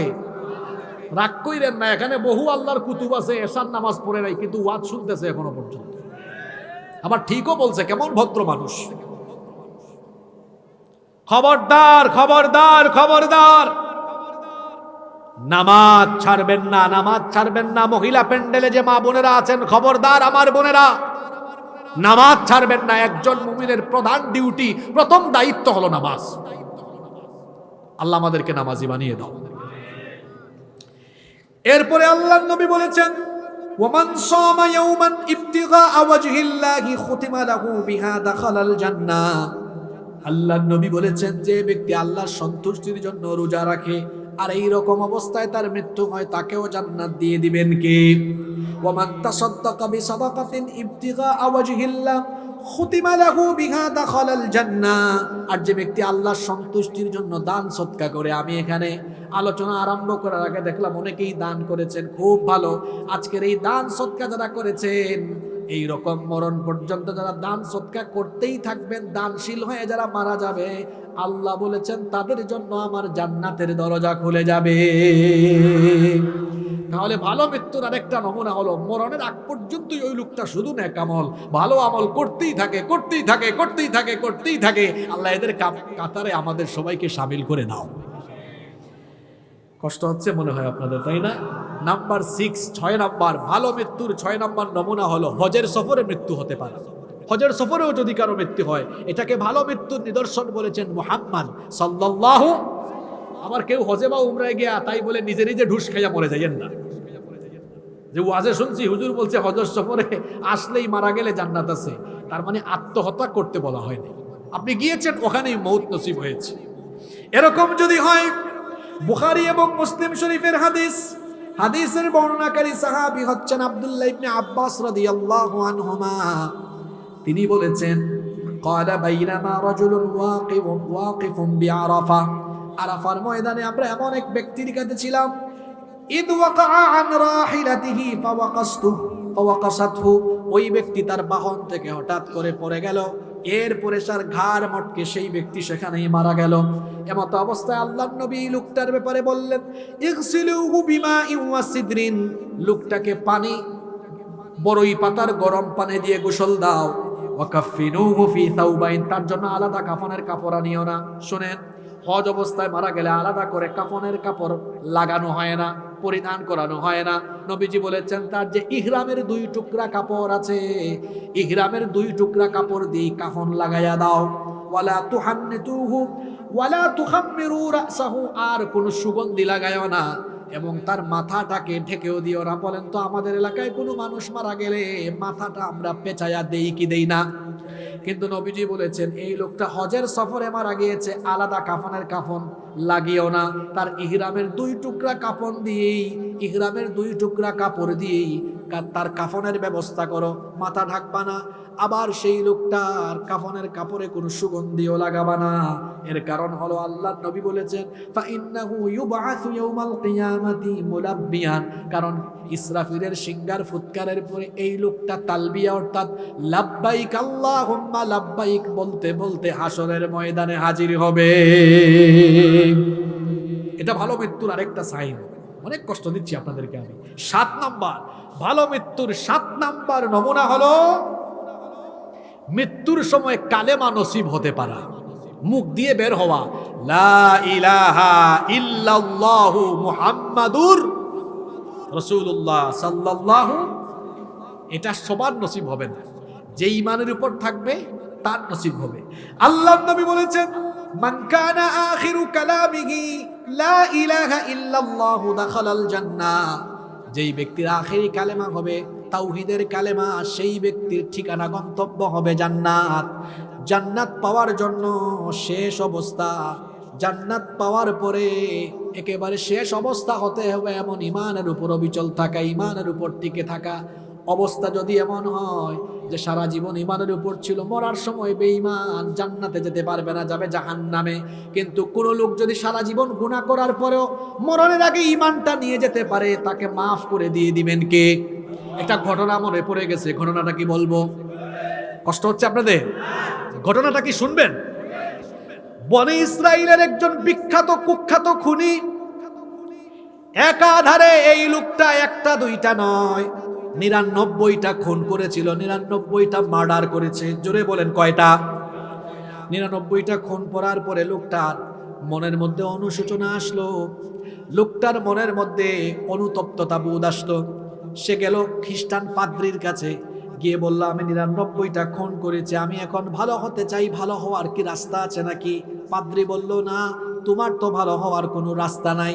লোকটার উঠছে রাগ, রাগের মাথায় এই পাদ্রিকেও খুন করেছে। আগে ছিল 99, এখন যুগ হয়েছে আরো একটা, মোট হইল কয়টা? একেবারে খুনের সেঞ্চুরি, মার্ডারের সেঞ্চুরি করে ফেলেছে। এরপরে একজন আলেমের কাছে গিয়ে গেল, যাওয়ার পরে বলল, আমি তো অনেক বড় পাপী, 100 মার্ডার করে ফেলেছি আমি, কিন্তু আমি এখন আল্লাহর পথে ফিরে আসতে চাই, আমি ভালো হতে চাই, আমি আর গুনার পথে পাপের পথে থাকতে চাই না। আমার মনের মধ্যে অনুশোচনা এসেছে, ভালো হওয়ার কোনো পথ আছে নাকি? সেই আলেম তখন তাকে বললেন, অবশ্যই আছে, তুমি হতাশ হয় না, কারণ আল্লাহ তো কোরআনেই বলে দিয়েছেন, قل يا عبادي الذين أسرفوا على أنفسهم لا تقنطوا من رحمة الله إن الله يغفر الذنوب جميعا إنه هو الغفور الرحيم। নিজের উপর জুলুম করে ফেললে, পাপ করে ফেললে, গুনাহ করে ফেললে হতাশ হয়ে যাও না। যতই গুনাহ থাকুক না কেন, আমাদের গুনার পরিমাণ যত বেশি, আল্লাহর দয়ার পরিমাণ তার থেকে কম না বেশি? আলেম বললেন, অসুবিধা নাই, তওবা করো, মাফ চাও, তাহলে মাফ করে দিবেন কে? খেয়াল করে ঘটনাটা শোনেন।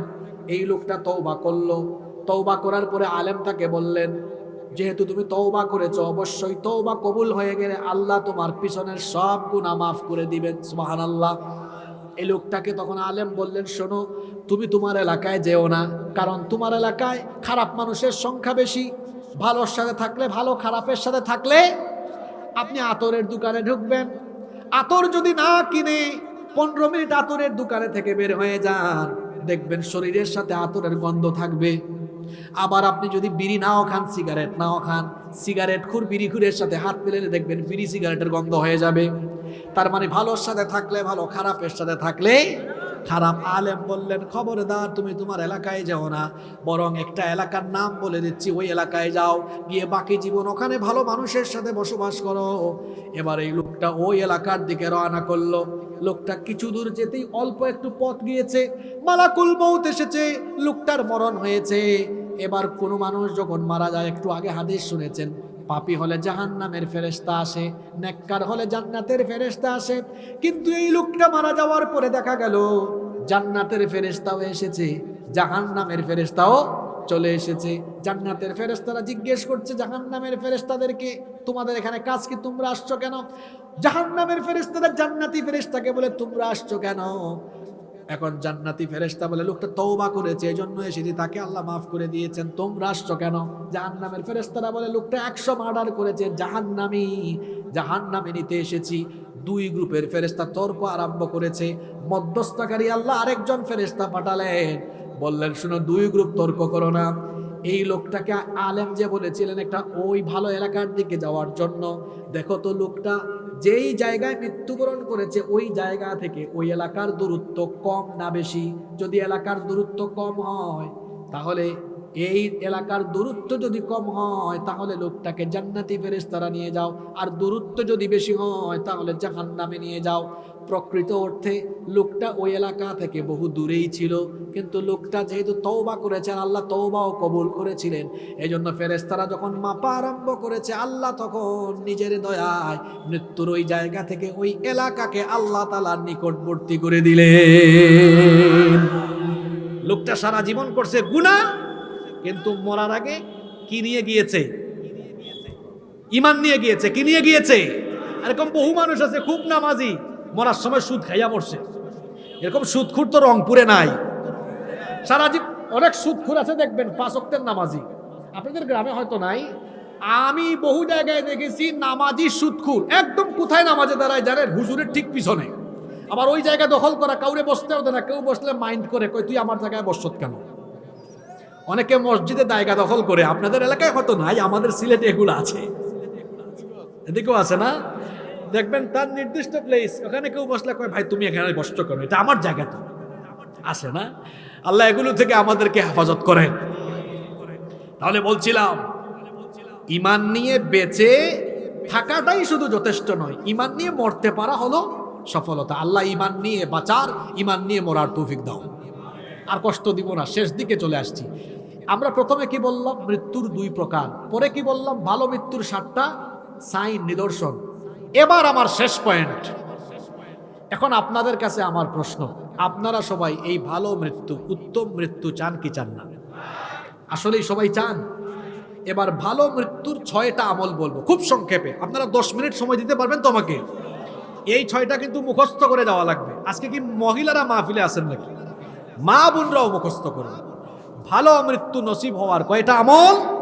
6টা আমল। 1 নাম্বার আমল হলো সালাত, নামাজ সহ সকল নেক আমলের উপরে দৃঢ়ভাবে অবিচল থাকে। আজান পড়েছে, যত গুরুত্বপূর্ণ কাজ থাকুক, আমি ব্যবসায়ী, জলছত্র হারা গেছে, ধন, এরপরে কি বলে রংপুরে দোকান আছে, আজান হয়েছে, কাজ বন্ধ, আগে নামাজ। আমি খেতে গিয়েছি, জমিনে গিয়েছি, হাল চাষ করছি, ফসলের মাঠে কাজ করছি, আজান হয়েছে, কাজ বন্ধ, আগে নামাজ। ওই যে 10 মিনিট আগে একটা হাদিস পড়ছিলাম, নামাজ, রোজা, দান, সদকা, অর্থাৎ নেকামল করতে করতে মালাকুল মউত হাজির হলে এরকম নেকামল করে যারা দুনিয়া থেকে যায়, এই ভালো মৃত্যুর মাধ্যমে তাদের জন্য জান্নাতের দরজা ওপেন হয়ে যায়। তাহলে কথা দেন, আজকে থেকে আর নামাজ ছাড়বেন না। রাজি আছেন? কারা কারা রাজি নাই দেখি হাত তুলেন। মাশাআল্লাহ, ওই একজন চাচা হাত তুলছেন। চাচা জীবাণু আসছে, কেউ একটু বাদাম খাওয়ান চাচারে। একটু কামড়া কামড়ি করলে, চামাচুবি করলে ঘুম যাইতে পারে, একটু বাদাম বা মটর দেন। বাকিরা ঠিক আছেন আলহামদুলিল্লাহ। নামাজ আর ছাড়বো না, এই ওয়াদা কি আল্লাহর সাথে করা যায়? দেখি কারা কারা রাজি আছেন, আল্লাহরে দেখান একটু। মাশাআল্লাহ, হাত নামান, আল্লাহ কবুল করেন। তাইলে ভালো মৃত্যু পাওয়ার 1 নাম্বার আমল, নামাজ সহ কোনো নেক আমল ছাড়া যাবে না ইনশাআল্লাহ। 2, এটা খুব গুরুত্বপূর্ণ আমল। ভালো মৃত্যুর 2 নাম্বার আমল হলো সব সময় ওযু অবস্থায় থাকা। কি অবস্থায় থাকা? বড় বড় বুজুর্গ ব্যক্তিরা, আমরা আমাদের অনেক উস্তাদ, অনেক পীর মাশায়েখদের সুহবতে যখন যাই, দেখি আল্লাহর বান্দা ওযু ছাড়া কখনোই থাকে না। জিজ্ঞেস করি, আপনি সবসময় ওযু অবস্থায় থাকেন কেন? এই হাদিসগুলো আমাদেরকে মনে করায় দেন আর বলেন, তোমরা ওযুরত অবস্থায় থাকিও। আল্লাহ তৌফিক দেন আমাদেরকে। নবীজির খাদেম। আচ্ছা বলেন তো, আপনি কেমন? আপনার ব্যাপারে আপনার বউয়ের পরে সবচেয়ে ভালো জানবে কে? খাদেম। খাদেম আপনার স্টাফ। রাসূলের খেদমত করেছেন 10 বছর। নাম হলো আনাস ইবনে মালিক রাদিয়াল্লাহু। আনাস রাদিয়াল্লাহু আনহু বলছেন, একদিন রাসূল আমাকে বললেন, ইয়া বুনাই, হে আমার প্রিয় সন্তান, ইনিস্তাতাতা আল্লাহ তাবিতা ইল্লা আলা wudu'in, যদি সম্ভব হয় ওযু ছাড়া কখনো থাকিও না, সব সময় ওযুরত অবস্থায় থাকিও। ফাফআল, সব সময় ওযুরত অবস্থায় থাকিও, এর উপর আমল করিও। ফা ইন্নাহু মান আতাহুল মাউত ওয়া হুয়া আলা wudu'in উতিয়া শাহাদা, কারণ ওযুরত অবস্থায় যদি কেউ থাকে আর এই অবস্থায় যদি মৃত্যুর ফেরেশতা আসে, এই লোকটার মরণ হওয়া মাত্রই লোকটাকে আল্লাহ তাআলা শহীদি মৃত্যুর মর্যাদা দিয়ে দিবেন। ভালো মৃত্যুর 2 নম্বর আমল বলছি, সবসময় কি অবস্থায় থাকা? ওযু করলে লাভ আছে না নাই? শোনেন তাইলে আল্লাহর নবীর হাদিস। যখন আমরা ওযু করি যখন মুখে আমরা পানি নিয়ে কুলি করি, কুলি করার সঙ্গে সঙ্গে মুখের সগীরা গুনাহগুলো ওযুর পানির সাথে ঝরে পড়ে যায়। যখন মুখের মধ্যে পানি দিই, মুখমণ্ডল গড়িয়ে যখন পানি পড়ে, মুখের সগীরা, চোখের সগীরা গুনাহগুলো ঝরে ঝরে পড়তে থাকে। যখন 2 হাত ধৌত করি, পানি বেয়ে পড়ে, পানির সাথে 2 হাতের সগীরা গুনাহ ঝরে পড়তে থাকে। যখন 2 পা ধৌত করি, পানি গড়িয়ে পড়ার সাথে সাথে 2 পায়ের সগীরা গুনাহ ঝরে ঝরে পড়তে থাকে। গুনাহ থেকে বাঁচার একটা অন্যতম আমল এবং ভালো মৃত্যু পাওয়ার একটা অন্যতম আমল হলো সবসময় ওযুরত অবস্থায় থাকা। আল্লাহ তৌফিক দান করেন। 3 নাম্বার ভালো মৃত্যু পাওয়ার 3 নাম্বার আমল হলো মহান আল্লাহকে ভয় করে জীবন যাপন করা। কাকে ভয় করা? আল্লাহকে ভয় করলে ওই লোক কি বিপদে যাবে? যাদের হৃদয়ে আছে আল্লাহর ভয়, তারা কভু পথ ভুলে যায় না। আল্লাহর প্রেম ছাড়াই দুনিয়ায় কারো কাছে কোনো কিছু চায় না, কারো কাছে কোনো কিছু চায় না। আল্লাহর ভয় কারো অন্তরে থাকলে মোবাইলের ফিতনায় পড়বে? আল্লাহর ভয় থাকলে ওজনে কম দিবে, খাদ্যে ভেজাল দিবে, গুনাহ করবে? করবে না। আল্লাহর ভয়ের ভিত্তিতে যারা জীবন যাপন করবে, এদের ভালো মৃত্যু হবে। আল্লাহর ভয় বলতে আপনি কি বুঝেন? আমাদের চারপাশে গুনাহ কম না বেশি? আল্লাহর ভয়ের ব্যাপারে ছোট্ট একটা উদাহরণ দিয়ে দিই। আপনাদের এলাকায় কি বাইম মাছ পাওয়া যায়? খালে বিলে বাইম মাছ, রংপুরে আপনারা এটাকে কি বলেন? বাইম মাছই বলেন, মাশাআল্লাহ। তো বাইম মাছ এটা থাকে কোথায়? কোথায় থাকে? কাদার ভিতরে। কিন্তু এটাকে যখন বের করে মাছ রাখার পাত্রকে আপনারা কি বলেন? খলই। তা আমরার সিলেটি হলর লগে তো আপনার আর মিল আছে। আমরার ভাষা তো বড় সাংঘাতিক ভাষা, গেলে আপনি কোনটাও বুঝতে নাই। আপনি রংপুর থেকে সিলেট গেলে আপনারে কইবা বাইসা বায়ুকা বই যাউকা খাউকা যাউকা, কিছুই বুঝবেন না আপনি, কি সাংঘাতিক ভাষা। তো যাই হোক, এই খলইয়ের বিষয়টা মিল আছে। আপনি বাইম মাছকে তুলে যখন খলইয়ে রাখবেন, বলেন তো তার গায়ে কি তখন কাদা দেখা যায়? মুত্তাকি হবে বাইম মাছের মতো। বাইম মাছ যেমন কাদায় থাকলেও তার শরীরে কাদা লাগে না। আমি সমাজে এমন ভাবে বাস করব, ডানে বামে গুনাহ আর গুনাহ থাকবে, কিন্তু আল্লাহকে ভয় করে এমন ভাবে চলবো কোনো গুনাহ আমাকে টাচও করবে না। আল্লাহু আকবার। এর নাম তাকওয়া। এর নাম কি? ভালো মৃত্যু। 4 নাম্বার আমল হলো অন্তরের মধ্যে শাহাদাতের আশা রাখা, চেতনা রাখা। আল্লাহ আল্লাহ গো শহীদ করে নিও, শহীদ করে নিও। ওই যে একটা হাদিস বলছিলাম, আশা থাকলে জিহাদের মাঠে মরণ না হলেও শহীদি মর্যাদা দিবেন কে? ভালো মৃত্যুর 5 নাম্বার আমল হলো আল্লাহর কাছে ভালো মৃত্যুর জন্য দোয়া করা। নামাজ তো আপনারা সবাই পড়েন, এই আমলটা শিখে যান। আল্লাহর নবী বলেছেন, আপনারা যে নামাজের শেষ বৈঠকে একেবারে শেষে দুআয়ে মাসুরা পাঠ করেন, সেটা তো সবাই জানেন। আল্লাহুম্মা ইন্নী যালামতু নাফসি যুলমান কাসীরা ওয়া লা ইয়াগফিরুদ যুনুবা ইল্লা আনত ফাগফিরলি মাগফিরাতাম মিন ইনদিকা ওয়ারহামনি ইন্নাকা আনতাল গফুরুর রহিমের পরে সালাম ফিরায় আসসালামু আলাইকুম। নবীজি বলেছেন, না সালাম ফিরাইও না, এতটুকু হইলে নামাজ হয়, অসুবিধা নাই। কিন্তু শোনো, আল্লাহর নবী বলেছেন এতটুকু পড়ার পরে সালাম না ফিরাইয়া 4টা বিষয় থেকে আল্লাহর কাছে পানাহ চাও, দোয়া করো। আল্লাহুম্মা ইন্নী আউযু বিকা মিন আযাবিল কবর ওয়া মিন আযাবি জাহান্নাম ওয়া মিন ফিতনাতিল মাহইয়া ওয়াল মামাত ওয়া মিন ফিতনাতিল মাসিহিদ দাজ্জাল। 4টা বিষয় থেকে পানাহ চাইতে বলেছেন মুহাম্মদ। আমরা বলি সাল্লাল্লাহু আলাইহি ওয়াসাল্লাম। কত সুন্দর দোয়া নবীজি শিখিয়েছেন। আল্লাহুম্মা ইন্নী আউযু বিকা মিন আযাবিল কবর, হে আল্লাহ আমাকে কবরের আযাব থেকে বাঁচাও। ওয়া মিন আযাবি জাহান্নাম, জাহান্নামের আযাব থেকে বাঁচাও। ওয়া মিন ফিতনাতিল মাহইয়া ওয়াল মামাত, জীবন আর মৃত্যুর ফিতনা থেকে বাঁচাও। ওয়া মিন ফিতনাতিল মাসিহিদ দাজ্জাল, দাজ্জালের ফিতনা থেকে বাঁচাও। এই 4টা বিষয়ের মধ্যে একটা বিষয় হলো আল্লাহ জীবন আর মরণের সময়ের ফিতনা থেকে আমাদেরকে বাঁচাও। বলেন আমিন। এই 5 নাম্বার আমলের নাম কি? দোয়া।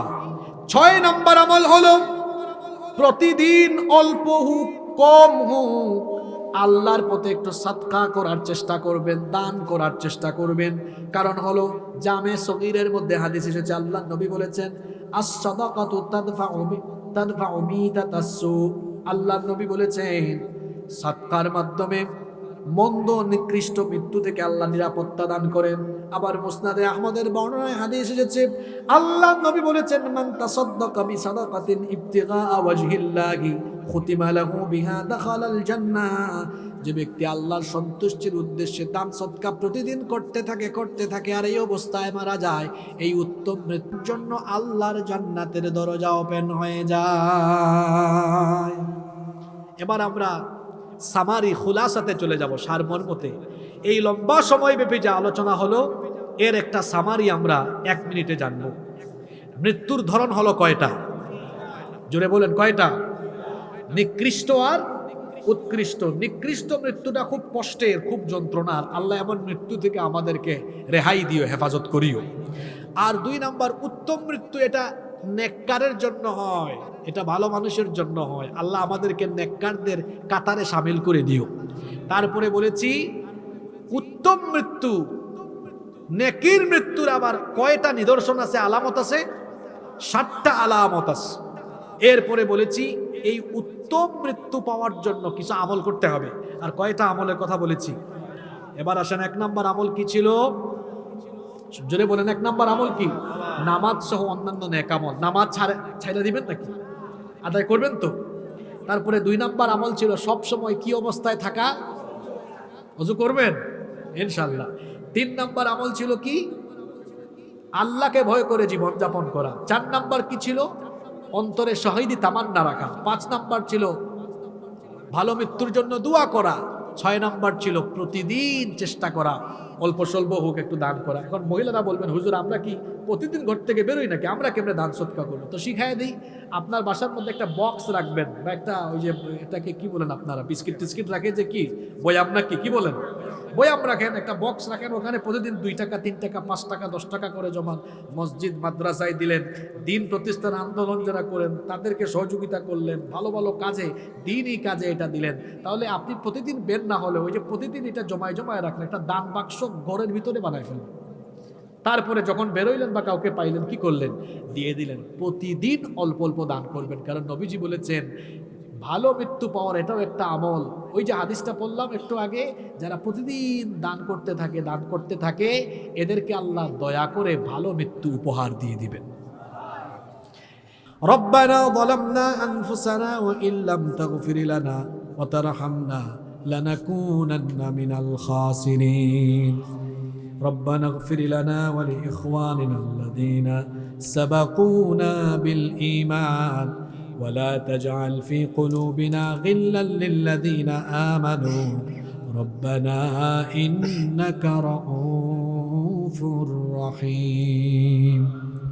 ربنا هب لنا من أزواجنا وذرياتنا قرة أعين واجعلنا للمتقين إماما.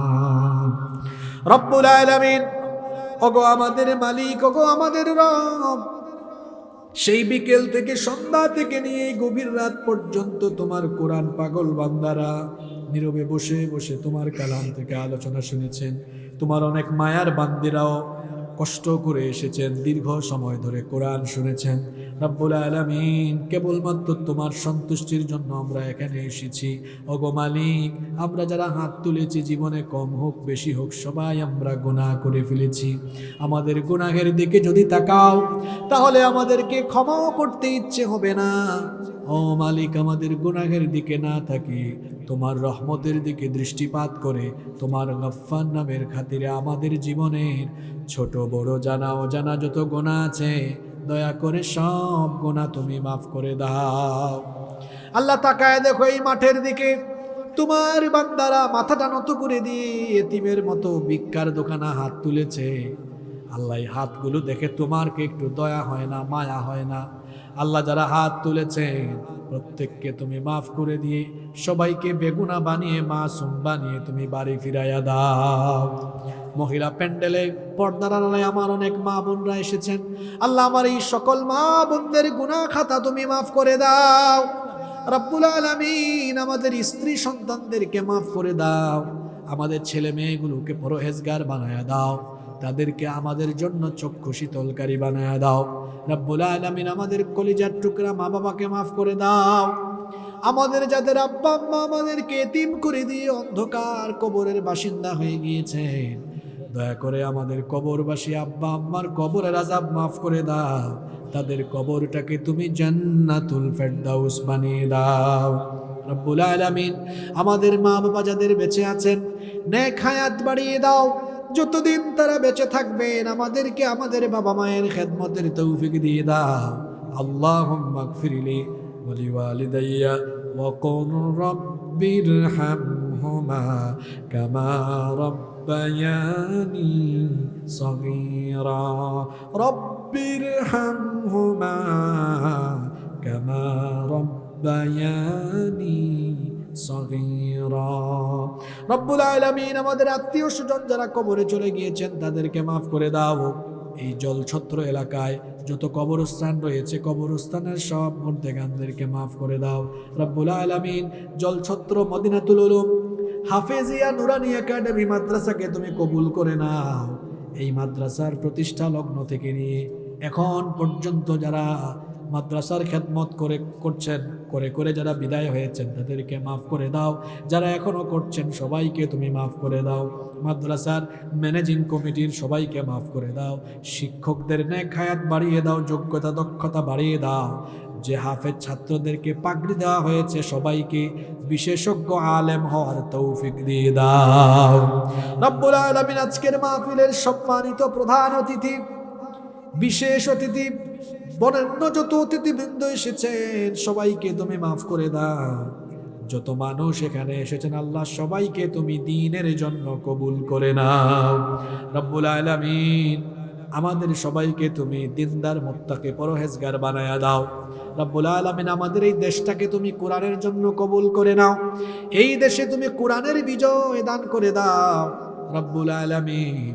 তুমি এই দেশে তোমার দ্বীনের বিজয় নিশ্চিত করে দাও রব্বুল আলামিন। আমাদের প্রত্যেককে কোরআনের রঙে রঙিন হওয়ার তৌফিক দিয়ে দাও।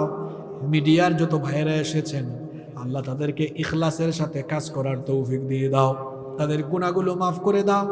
এই গভীর রাতে তারা বাড়ি ফিরবে আল্লাহ তাদের প্রত্যেককে তুমি নিরাপদে বাড়ি ফিরে যাওয়ার ব্যবস্থা করে দাও। পথ চলাচলে তুমি আমাদের সকলের হেফাজতকারী নিরাপত্তা দানকারী হয়ে যাও রব্বুল আলামিন। অসংখ্য যুবকেরা মাহফিলে এসেছে, আমার এই যুবক ভাইদেরকে দ্বীনের জন্য কবুল করে নাও। আমাদের সবাইকে তুমি দিনদার পরহেজগার বানায়া দাও। সাল্লাল্লাহু তাআলা আলা খায়রি খালকিহি মুহাম্মাদিন ওয়া আলিহি ওয়া আসহাবিহি আজমাইন بفضل سبحان ربك رب العزة عما يصفون وسلام على المرسلين والحمد لله رب العالمين. وجاء الآخر كلامنا عند الموت لا إله إلا الله محمد رسول الله. السلام عليكم ورحمة الله وبركاته. السلام عليكم ورحمة الله وبركاته. إن الحمد لله الذي بنعمته تتم الصالحات، الذي علم القرآن وأكرمنا بالإسلام وأنعم علينا بالإيمان.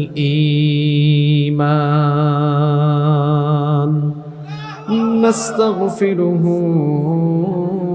ونتوب إليه، وأشهد أن لا إله إلا الله وحده لا شريك له، وأشهد أن سيدنا وسندنا وحبيبنا وطبيبنا وطبيب أرواحنا محمدًا عبد الله ورسوله، أرسله بالحق بشيرا ونذيرا وداعيا إلى الله بإذنه وسراجا منيرا. أما بعد فقد قال الله تعالى في كلامه المجيد وفي فرقانه الحميد.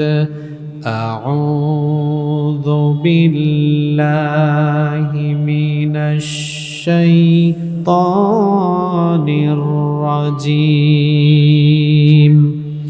بسم الله الرحمن الرحيم. إن الله وملائكته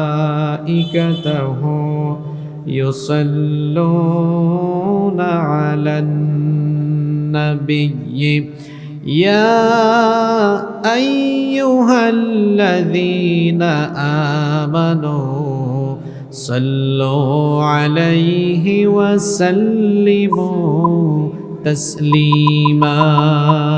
اللهم صل على سيدنا مولانا محمد وعلى آله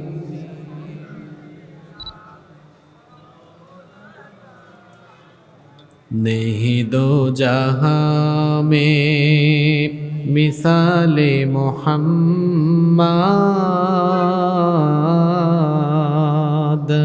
जमाले खुदा है कमाले मोहम्मद नहीं दो जहां में मिसाले मोहम्मद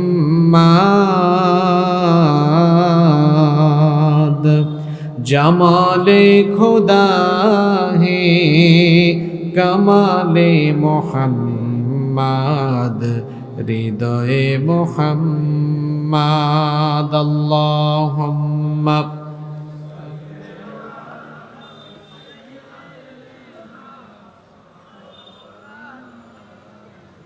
وعلى آل سيدنا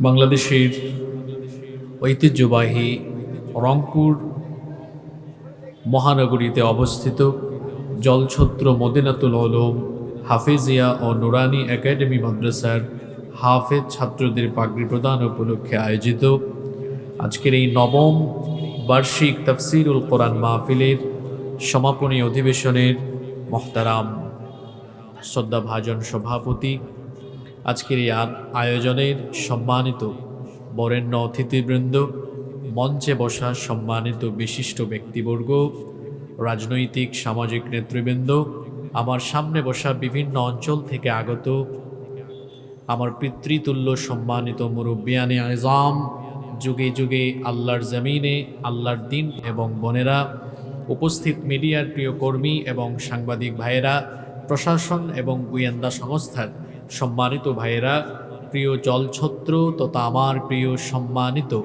রংপুরবাসী, আপনারা সবাই কেমন আছেন? আলহামদুলিল্লাহ, আমাকেও আল্লাহ ভালো রেখেছেন।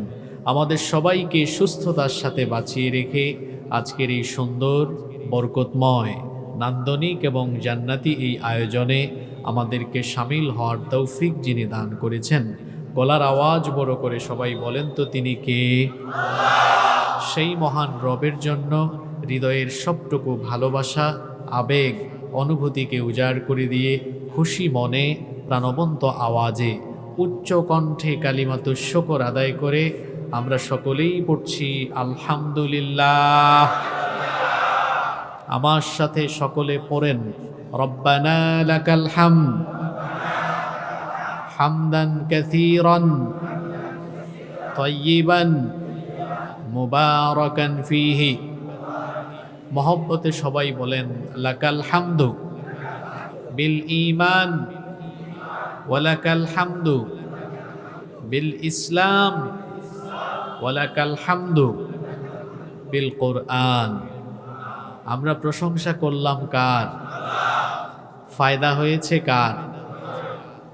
যখন আপনারা কোনো ব্যক্তি, বস্তু বা নেতা নেত্রীর গুণগান বক্তব্যের শুরুতে গান, লাভ আপনার হয় না তার হয়?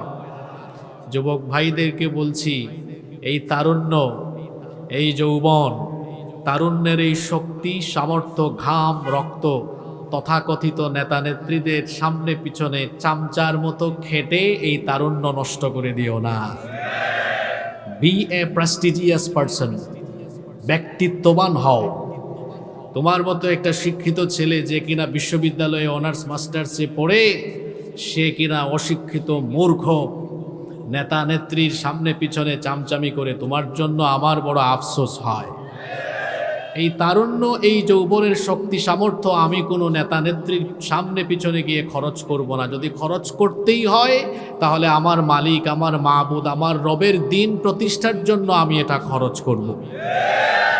আল্লাহ বুঝার তৌফিক দান করেন। আল্লাহর শুকরিয়া আদায় করলাম, অতঃপর অসংখ্য অগণিত দুরুদ এবং সালাম পেশ করছি সর্বকালের, সর্বযুগের সর্বশ্রেষ্ঠ মহামানব নবিয়ুনা ওয়া সাইয়্যিদুনা ওয়া কুদওয়াতুনা মুহাম্মাদুর রাসূলুল্লাহ সাল্লাল্লাহু আলাইহি ওয়াসাল্লামের প্রতি, যাকে আল্লাহ তাআলা আমাদের হেদায়েতের জন্য পাঠিয়েছেন। আল্লাহুম্মা সাল্লি আলাইহি, আল্লাহুম্মা বারিক আলাইহি। সম্মানিত রংপুরবাসী, লক্ষ লক্ষ টাকা খরচ করে এত মানুষের ঘাম পরিশ্রমের বিনিময়ে আয়োজিত এই মাহফিলে বসে আমরা অপ্রাসঙ্গিক অহেতুক ফালতু কথা বলে সময় নষ্ট করে আমরা এই মাহফিলের আমানতদারিতা নষ্ট করতে চাই না। এজন্যে কোনো প্রকার অহেতুক কথাবার্তা ছাড়া সরাসরি আমরা আল্লাহর কালাম থেকে হেদায়াতের নিয়তে কিছু কথা বলবো এবং শুনবো ইনশাআল্লাহ। আল্লাহ তাআলা আমাদেরকে হেদায়াতের নিয়তে প্রতিটি কথা বলার এবং শোনার তৌফিক দান করেন, আমরা বলি আমিন। সম্মানিত রংপুরবাসী, এই পৃথিবী যেখানে আমরা বাস করছি এটি আমাদের চিরস্থায়ী ঠিকানা নয়, আমরা এখান থেকে চলে যাব। সবচাইতে আশ্চর্যের কথা হলো কে যে কখন যাব এটা কেউ আমরা জানি না। বিদেশে যাবে, দেশের বাইরে যাবে, এরকম কোনো প্যাসেঞ্জার সে যদি বিমানের টিকিট কাটে তো বলতে পারে এত তারিখে এতটাই আমার ফ্লাইট। কিন্তু আশ্চর্য, আমরা যারা পৃথিবীতে আছি সকলেই মৃত্যু পথযাত্রী, আমরা কেউ আমাদের পরকাল যাত্রার ফ্লাইটের তারিখও জানি না, সময়ও জানি না। কিন্তু এতটুকু জানি আমরা সবাই চলে যাব। Everyone will take the test of death. প্রত্যেকেই মরণের স্বাদ ভোগ করবে। পৃথিবীতে যত সত্য আছে তার মধ্যে সর্বাপেক্ষা বস্তুনিষ্ঠ, অলঙ্ঘনীয়, অনিবার্য মহাসত্য হলো মৃত্যু। No one can escape from death. এই মৃত্যু থেকে কেউ রেহাই পাবে না, পালিয়ে বাঁচতে পারবে না। সকলেই আমরা মারা যাব। আমি মারা যাব, আপনি মারা যাবেন, আমাদের পূর্বপুরুষরা চলে গিয়েছেন, আমরা আছি, আমরা থাকবো না। আমার দাদার দাদার দাদার নাম আমি জানি না। এই কথাটা কেন বললাম? 2025 সালে আপনি পৃথিবীতে বেঁচে আছেন, 2225 সালে আপনার পরবর্তী প্রজন্ম আপনার নামও জানবে না, আপনাকে ভুলে যাবে, আপনাকে মনেও রাখবে না, আপনাকে ভুলে যাবে। এটাই হচ্ছে দুনিয়ার সবচেয়ে বাস্তবিক সত্য, এটাই বাস্তবতা। সবাই মারা যাবে, সবাই চলে যাবে। এই চলে যাওয়ার দুইটা ধরন আছে। আমি কিন্তু আলোচনা শুরু করে দিয়েছি, কোনো আলতু ফালতু কথা না, শুরু হয়ে গেছে। পৃথিবী থেকে যাওয়ার দুইটা ধরন আছে। ফ্লাইটটা দুই রকমের ফ্লাইট হবে। একটা হলো উৎকৃষ্ট, আরেকটা হলো নিকৃষ্ট। কয়টা কথা বললাম? এই পৃথিবী থেকে আমরা যে চলে যাব, এই পরকাল যাত্রার ফ্লাইট দুই রকমের হবে, একটা নিকৃষ্ট আর একটা উৎকৃষ্ট। আবার উৎকৃষ্ট মৌতের বেশ কিছু আলামত আছে। এই উৎকৃষ্ট মৌত নসিব হওয়ার জন্য কিছু আমলও আছে। কয়টা কথা বললাম দেখেন। প্রথমে বলেছি পরকাল যাত্রার ধরন হলো কয় রকম? দুই রকম। একটা হলো নিকৃষ্ট, আরেকটা হলো উৎকৃষ্ট, উত্তম। আবার উত্তম মৃত্যুর কিছু আলামত, কিছু সাইন আছে। আবার এই উত্তম মৌত নসিব হওয়ার জন্য কিছু আমলও লাগে। এই প্রতিটি পয়েন্টে আমরা আরো সাব পয়েন্ট অ্যাড করে সরাসরি কোরআন হাদিস থেকে আজকের আলোচনা শুনবো ইনশাআল্লাহ। আমি প্রথম যে পয়েন্টে কথা বলবো সেটি হচ্ছে the types of death. There are two types of death. মৃত্যুর দুইটা ধরন আছে, পরকাল যাত্রার দুইটা প্রকার আছে। এর মধ্যে একটা হলো খুবই খারাপ অবস্থা, খুবই খারাপ, খুবই যন্ত্রণাদায়ক, খুবই কষ্টদায়ক। এটা কাদের ক্ষেত্রে প্রযোজ্য? এটা কাফির, মুশরিক, মুনাফিক, পাপী তাপী, গুনাহগারদের জন্য প্রযোজ্য। যারা প্রতিনিয়ত শয়তানের ধোকায় গুনাহ করে করে করে করে তওবা না করে গুনাহগাররত অবস্থায় মালাকুল মৌতের সাথে তার দেখা হয়ে যায়, খবরদার, সাবধান, কঠিন পরিণতি তার জন্য অপেক্ষা করছে। যারা গুনাহের উপরে ইস্তেকামত, গুনাহের উপরে অবিচল আছে, তওবা না করে, তওবার সুযোগ না পেয়েই যদি মালাকুল মৌতের সাথে তার সাক্ষাৎ হয়ে যায়, কি বিপদ, কি মুসিবত, কঠিন পরিণতি হয়ে যাবে তার। কেমন পরিণতি হতে পারে আসুন সরাসরি হাদিস শরীফ থেকে জেনে নিই।